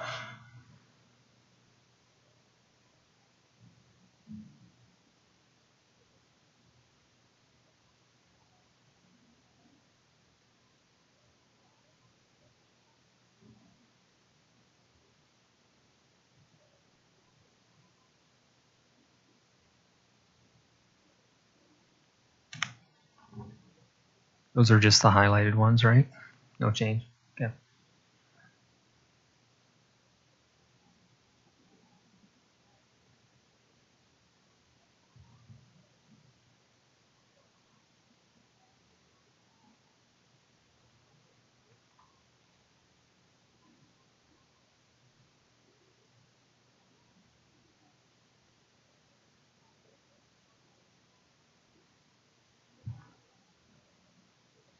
Okay, let's hold off right there. Have any questions? Do you want to? No.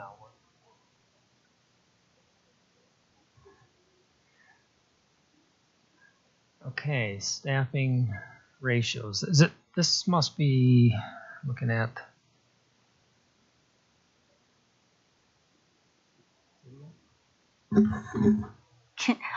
Since we've been looking at two different documents, I'm kind of hoping it is on this one and not the other one.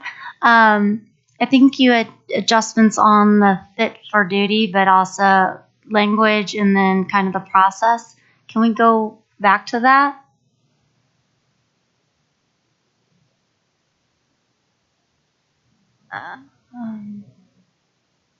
Because it was maintaining qualifications as, or not fit for duty, I'm sorry, it was qualifications.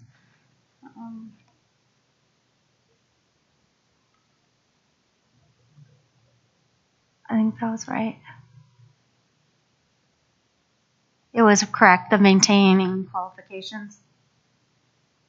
Did that make sense to you, or did you have a question on that? I want to just look over a second because I want to make sure I do understand. Because you're changing the language for positive, which I agree. Like we always want to go in a positive presupposition, right? So, because we're talking about some of the licensures and things that are tied to job descriptions. That is a mandatory requirement of that position, correct? Okay.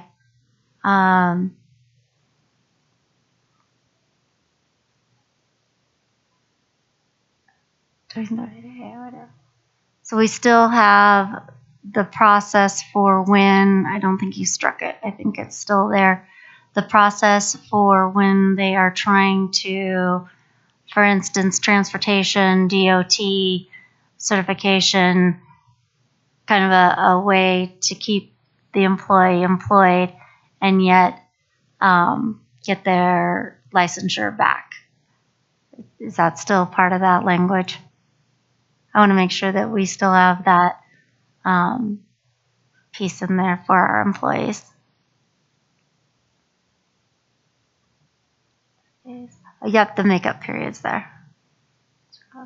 It's 4/7. 471, they have to, if they fail to hold the requisite qualifications, they have 30 days to reacquire. And then our addition is that if it's a requirement for the job, that it's got to be paid for. So I want to clarify real quick. I think I fully understand that. The issue we have is we have training dates where we provide all the necessary requirements and the trainings necessary to perform job duties for our teams. We have individuals sometimes say, oh, I scheduled a trip or I can't make that. So we give them makeup dates. Oh, I can't do that one. And now we get down the road and they're not qualified or trained in the expectations we have. I think once we get to that point, it's not really referenced here, but I think we maybe need to make a point that I get it when it's something we require that they don't have and we haven't provided options for them. But when we've provided a number of dates and times, et cetera, for them to get qualified, an opportunity where they just choose or for whatever reason haven't gone to it, I don't think it's right for the employer to have to pay later down the road for that time for them to have to go get it when they've failed to do the times, opportunities that we've given them leading up to that. So I don't know what that language looks like, but I think there's got to be a balance there between us offering opportunity versus them not being able to be there. What would happen? What would happen if they missed a couple of times? Would there be a place they could go get it on their own that they'd pay for, or would you have to? What do you say? Right now, we take care of them, and we put a sub in for half a day, and we take them through a training, but it costs us a little bit more. The CPI instruction is typically a cost for a large group. And when we have to pull one or two individuals out to give a CPI training, it costs us more to run through a smaller group. So right now we take care of them. I just don't want to get in the habit of them missing and then us having to pick up the tab for that and continually training outside of expectations when there's plenty of time for them to do it, I guess.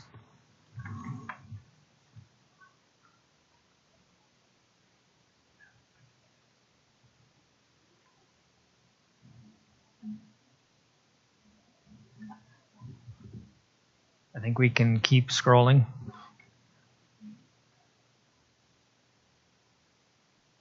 Maybe we can hold there if you will, Drew.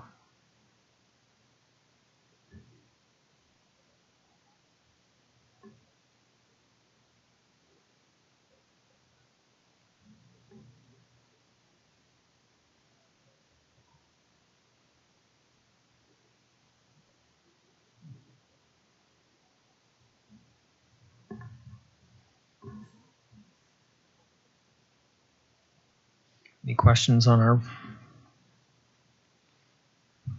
Any questions?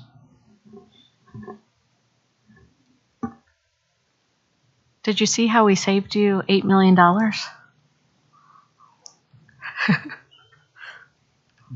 Jeff's going to take that out of his budget.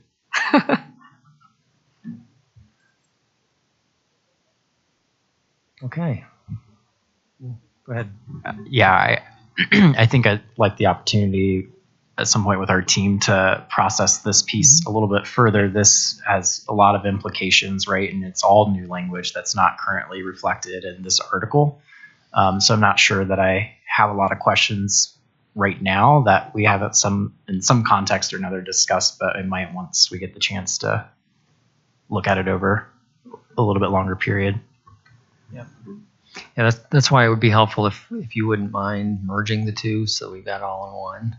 That's fine. That'd be really helpful. But yeah, absolutely.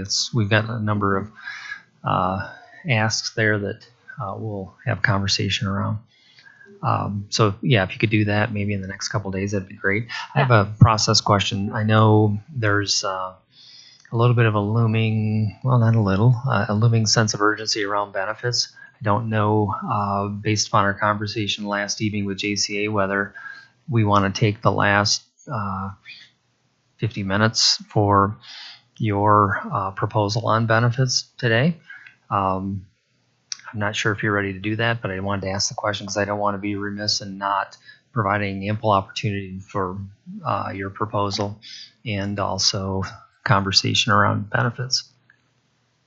If it's okay, I just want to point out some things in this last section because it is probably one of the key priorities for Jespa. Besides benefits and pay is these staffing ratios. So I just want to make sure we are communicating clearly. For transportation staffing, we do have some concern that we don't totally understand the changing start and end times and how those impact transportation. So we are capturing here what we see as current staffing for transportation, that most of these jobs are, or at least a high portion of them are full 8-hour days, and all of them are benefits eligible. With the changing of times, we're not sure if the intent is to reduce transportation hours, and we are not sure of the impact. So we are trying to figure that out, and we are proposing that this doesn't adversely impact transportation employees in their hours because it's already hard enough to hire them as it is. So want to make sure we talk through that. Yeah.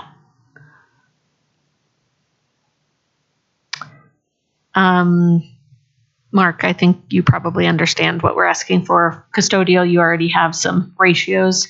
These are things we hear from custodians that impact their workload that should be considered. And did they used to be captured maybe in staffing? Yeah, so I was actually going to comment on this because some of this at one point in time was captured, and specifically number of students in the building was captured at one point in time. As it stands right now, it is solely square footage, and the struggle that existed, and that's not to say that this isn't a good idea, because I agree that we will need to consider everything that we possibly can, but specific to number of students is that it fluctuates every year. And so we found ourselves in a situation that we were reactively adjusting our staffing levels every single year, and we were always a year behind. So if you had a decrease in students last year, this year we would decrease your custodial count. Well, now you have an increase in student load coming in. So that's the reason that went away. And it was 3 directors ago, I think, that it went away. But we've gone so far as to consider, how many hand dryers are in a building versus paper towels, and what's the square footage of your sidewalks that you have to plow. And we even had one field coordinator that went so far as to look at female student population versus male population to analyze the cost of paper products. And I know this is all about staffing, but that's just one dynamic that I wanted to make sure everybody was aware of, is that number of students is a moving target, and we're never on track. We're always a year behind with that. So, yeah, you hear it all the time. What we hear is, okay, wait, we just added a temp or this wing, and it didn't get me enough for another 4-hour. And I'm a receiving school or something. Let's say, I'm making this up, by the way. So I know I'm going to have more students, more square footage, but it's not quite enough to get another custodian. And my workload, I'm going to quit. And you don't want that either. So, but I get what you're saying. Yeah, the other piece of that, and I'm not sure you are making it up because those sounded like some very specific examples. They sounded specific, but I actually did make them up. But another thing that we do annually when we talk about temp placement or construction projects come to an end is that if we have a projected project total for square footage for, say, a construction project, I will go ahead and staff based on the guesstimate of what that final building will be. And then once the as-builts come in, we'll make a final adjustment. So that's really the only moving target we have right now is temp removals, reduce square feet, temp placements, increase square footage. And construction, of course, has been huge, but that's still only focusing on the single thing of square footage. So I would absolutely have some interest in looking at the outdoor square footage, fields, land, and some of those targets that don't move, right? So, yeah, just thoughts.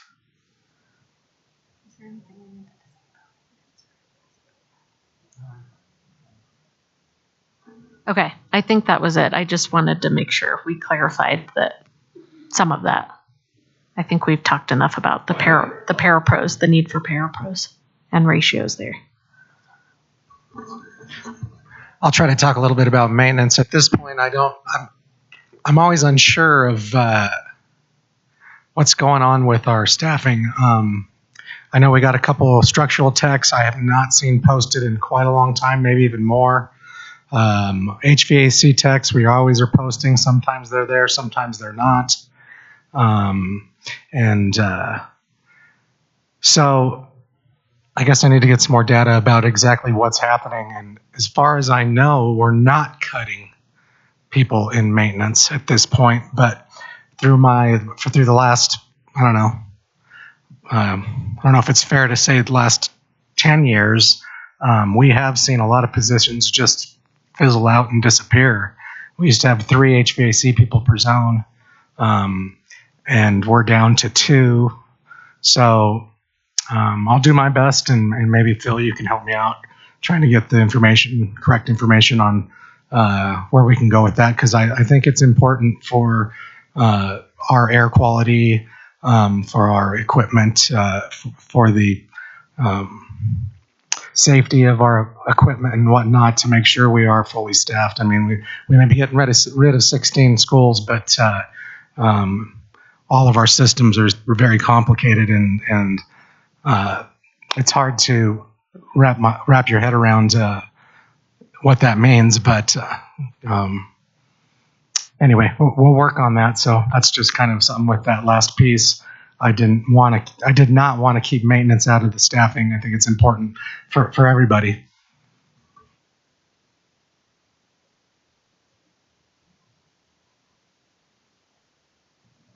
Can we caucus before we get to the next part of the agenda? How much time would you like to caucus? Maybe till 3:30, 20 minutes or so. We've got, I know one person who has to leave, and we've got 2 or 3 others that have a hard stop at 4. So It's getting close to 4. yeah, but we can start back up at 3:30 if you like. All right, sounds good.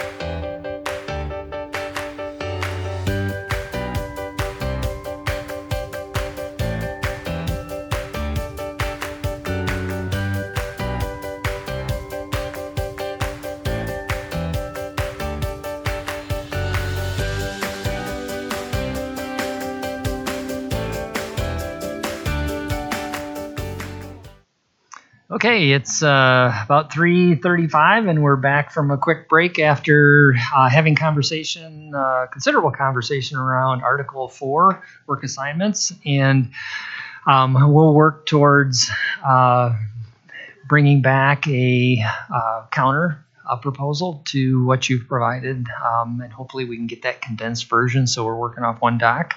That'd be wonderful. So in having conversation with Vicki and Xander, we've talked a little bit about the benefits and what we're planning to do moving forward, since you had on your initial sheet had some indicators of what the request is for benefits.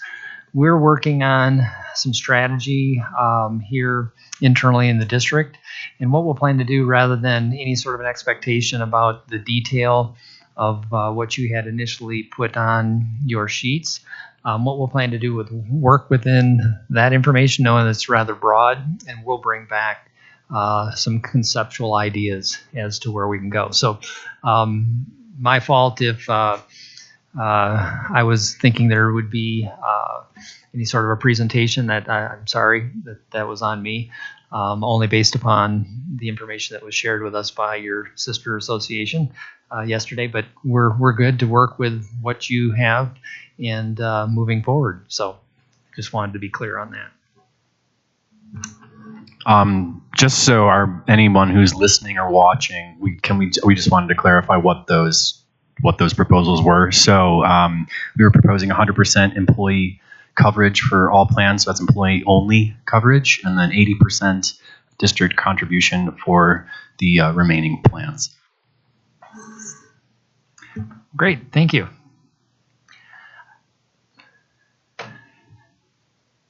So I think since we have a hard stop at 4 o'clock, I think what we wanted to do in looking at our agenda today, again, we had a little sidebar conversation, and I think we're at a point where we'd like to be able to at least have a little bit of discussion around the grievance process, just conceptually, with the idea that we'll intend to bring back a plan or proposal. So I can start with that if you don't mind, and just because we had requested to put it on as a mutual, and then of course hopeful that we're simply wanting to improve the process. So if we're looking at the grievance article in the negotiated agreement, really what it boils down to for us is we want to be able to have a system, and there's nothing wrong with our grievance process other than we want to be able to build in an additional step in the process. And this is really what we're going to propose in writing, a step in the process, because we feel very strongly about solving issues before they escalate to the point of having to go to arbitration. And I can tell you from past experiences working with a number of other collective bargaining agreements, a step one is typically with the immediate supervisor. Step two, here you go to a district level hearing officer, and then step three is arbitration. In many other places I've been, typically it's step one is with the immediate supervisor. Step two is with the next level up supervisor. Okay. And I know there's maybe some question about, well, maybe the two, are tight and you're just going to get the same answer if you don't get what you want, kind of a thing. But it builds in another opportunity for there to be dialogue and to solve the problem. And I can tell you, in my past experiences, oftentimes if the immediate supervisor's, I'm going to say it, emotionally attached to the issue, and maybe he's digging their heels in and doesn't want to change their decision based upon the request, oftentimes it takes another person to help be that voice of reason and think through the problem, be a thought partner for that supervisor, and work together to solve the issue at step two. Step three in our district has been quite formal with a hearing officer. It almost feels or has felt like a little bit of a legal proceeding. And it kind of is. It basically brings it to the next to the highest level, but the highest level we operate here internally within the district before it goes externally to an arbitrator.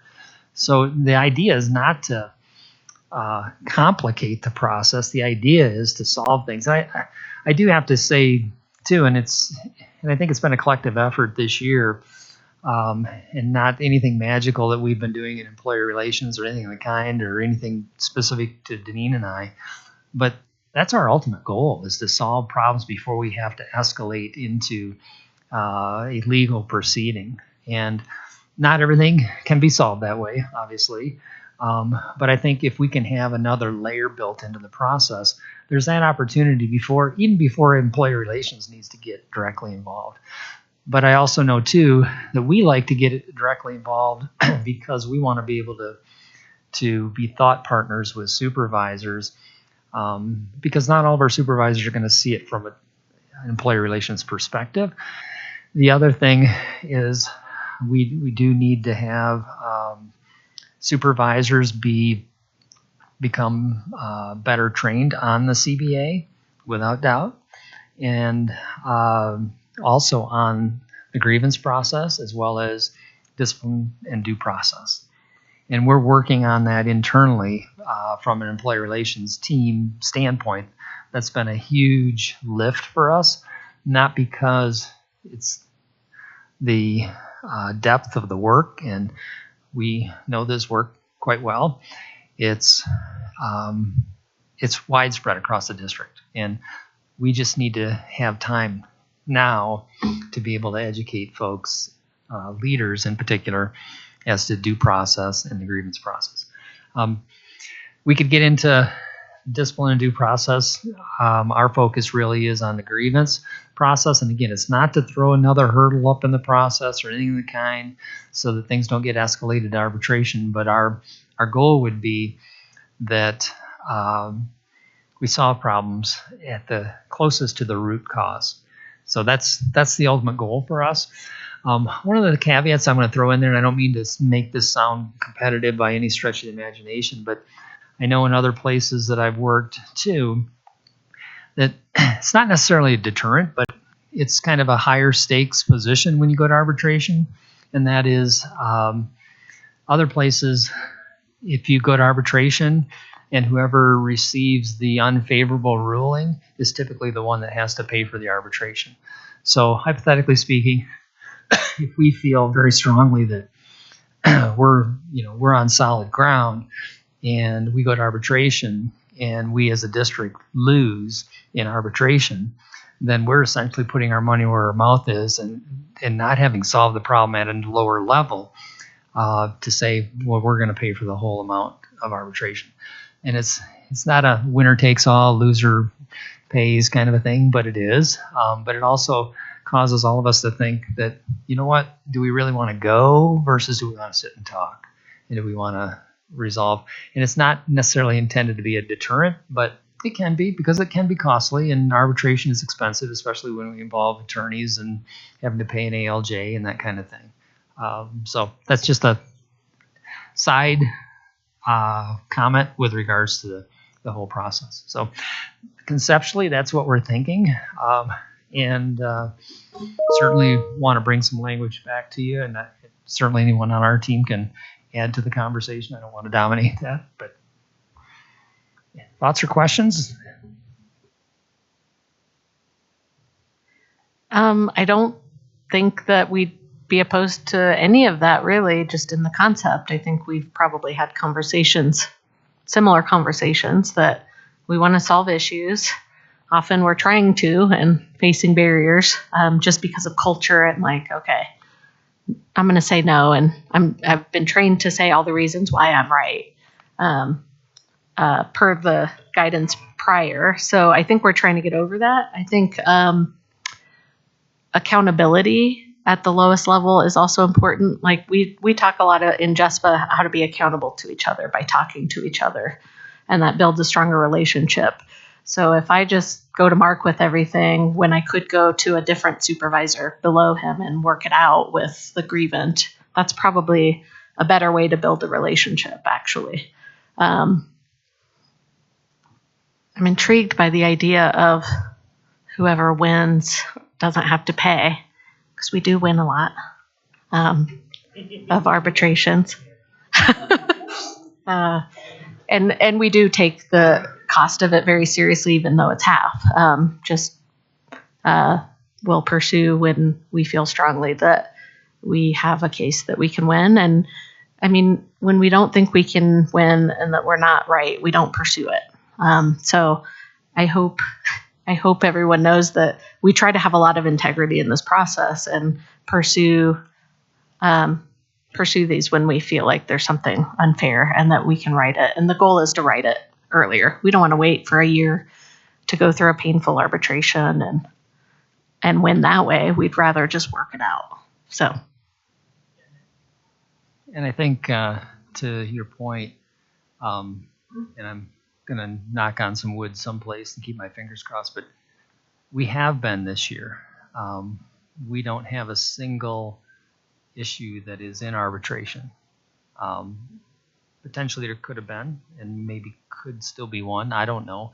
Won't get into specifics, but I know there's been history where there have been quite a few, far more than I would hope for, because to me, if you have many issues go to arbitration, somewhere along the lines you're failing as an organization.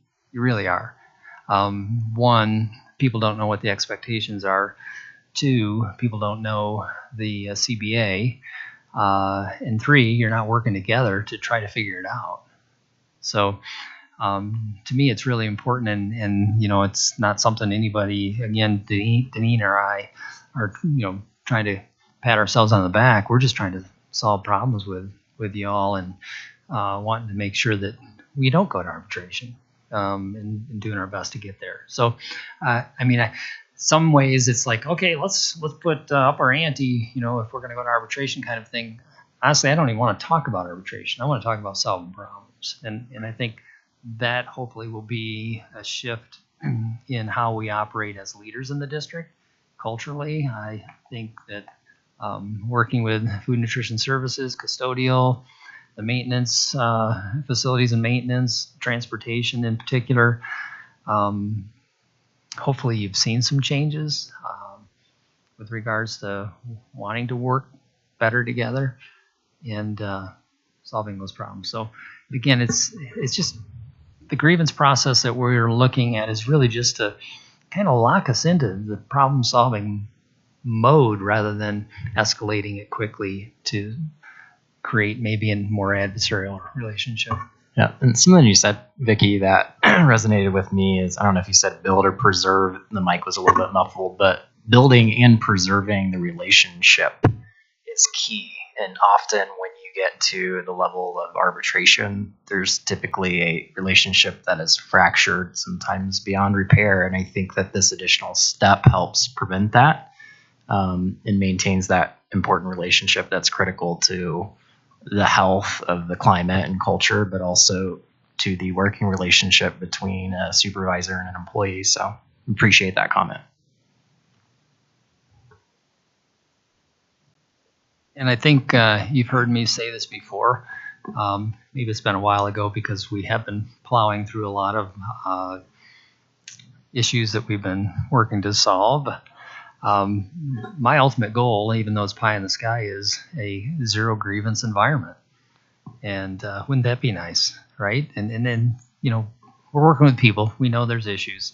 And but I've been there before in the past in smaller places. But it's always because of the fact that we're always willing to work on resolution rather than one-upping each other or who's right, who's wrong kind of a thing. So I think it builds great culture if we can minimize the number of grievances we have. It says we're doing something right.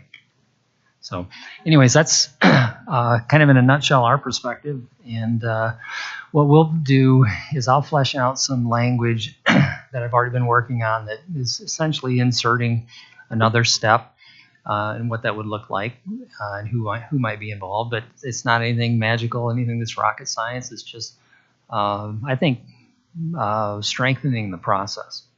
because I think we're on the right track. Let's just secure it and keep moving forward. Does that make sense? I think so. Just maybe a quick comment about historically, I think it was the 2019 negotiation where that first step went away. And so just thinking about the reasons why it went away was maybe you realize what it is, because I think you said it. Somebody's going to do something, they're going to dig their heels in, their boss is going to have their back, and by the time we get to step 3 and it's another admin hearing officer, they're going to have their fellow admins back. And so it was a waste of time. Step 1 was indeed a waste of time because we knew, once we started filing grievances and seeing they were always going to go to arbitration because we would always lose every step until arbitration, then yeah, let's just get there quicker so we can get this done and over with. But then we knew that we were going to face the board overturning the arbitrator's decision, and we'd end up losing anyway. So just for higher context, that was the practice. And at one point we said, you know what, we're not going to accept that either. And then we end up in court, which is even higher stakes than just an arbitration. So I think we just have to think about that too, the history where we've been and how to get away by trying to resolve issues at the lowest level.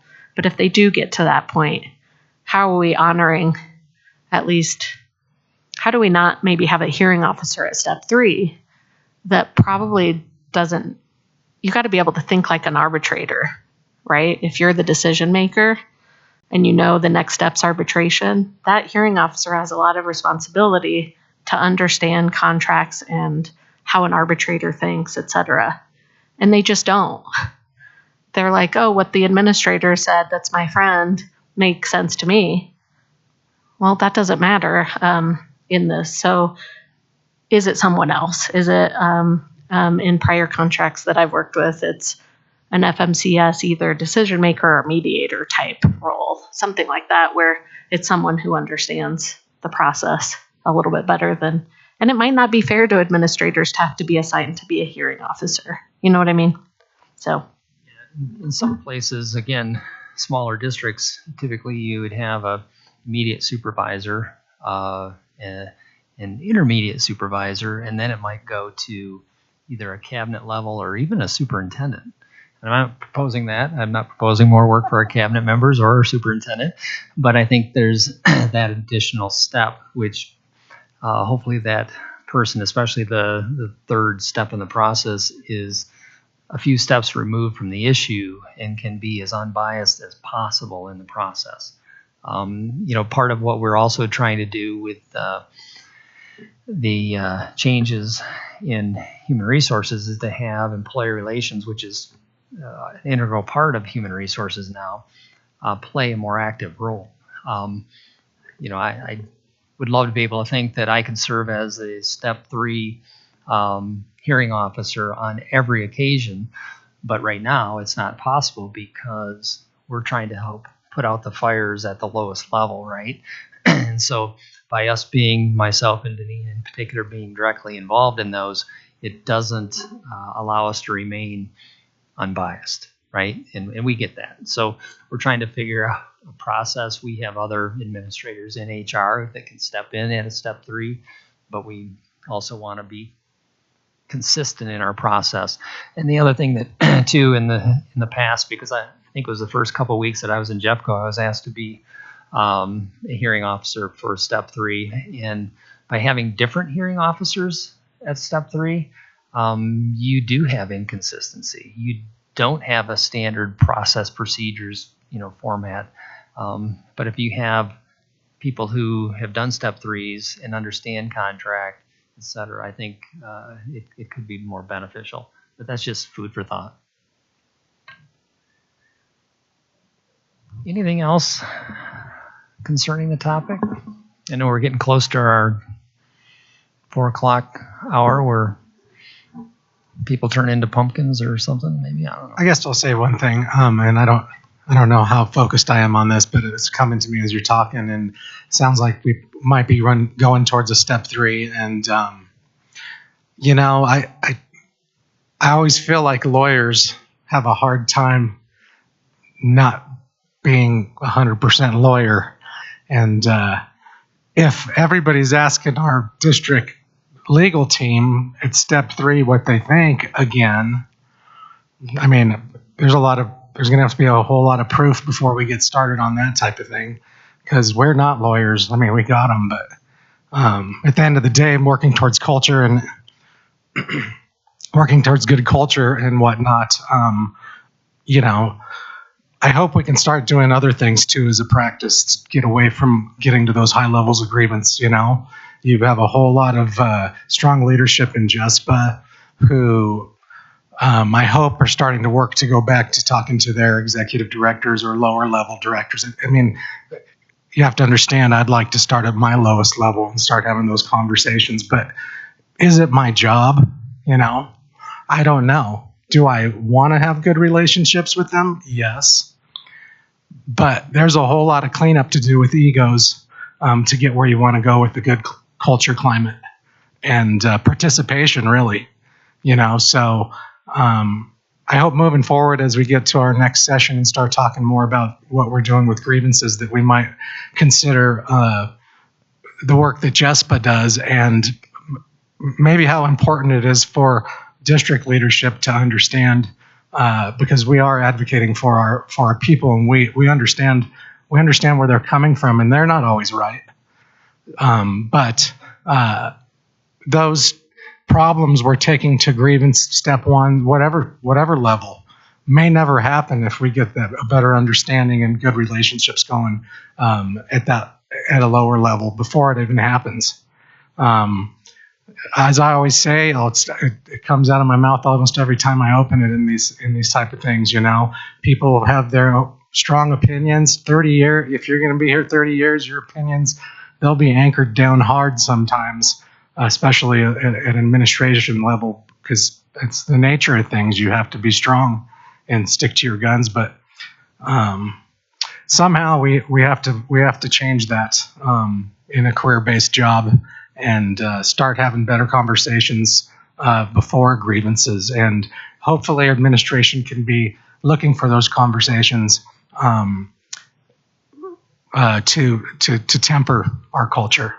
I mean, that's really what it's going to take is temper it as a whole, and hopefully not have to focus so much on the grievance process as you speak of, Phil. I believe it can happen, but anybody new coming in at all levels are going to have to understand that's what we do here, if that's truly what we want. I mean, we can say what we think we want, but it's going to take everybody who feels like a leader to jump on board and drive the ship. It can't just be more process.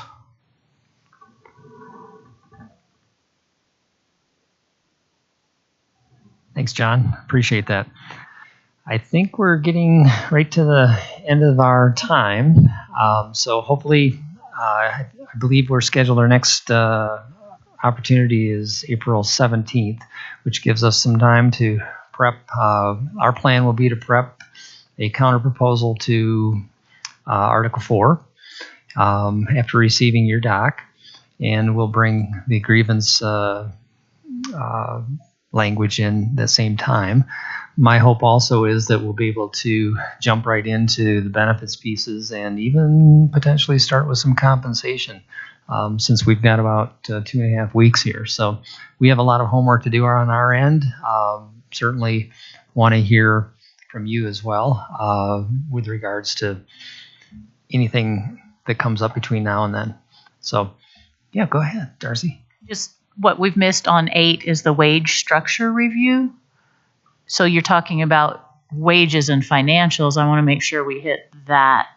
Yeah, good point. With the wage It's structure separate review. but tied.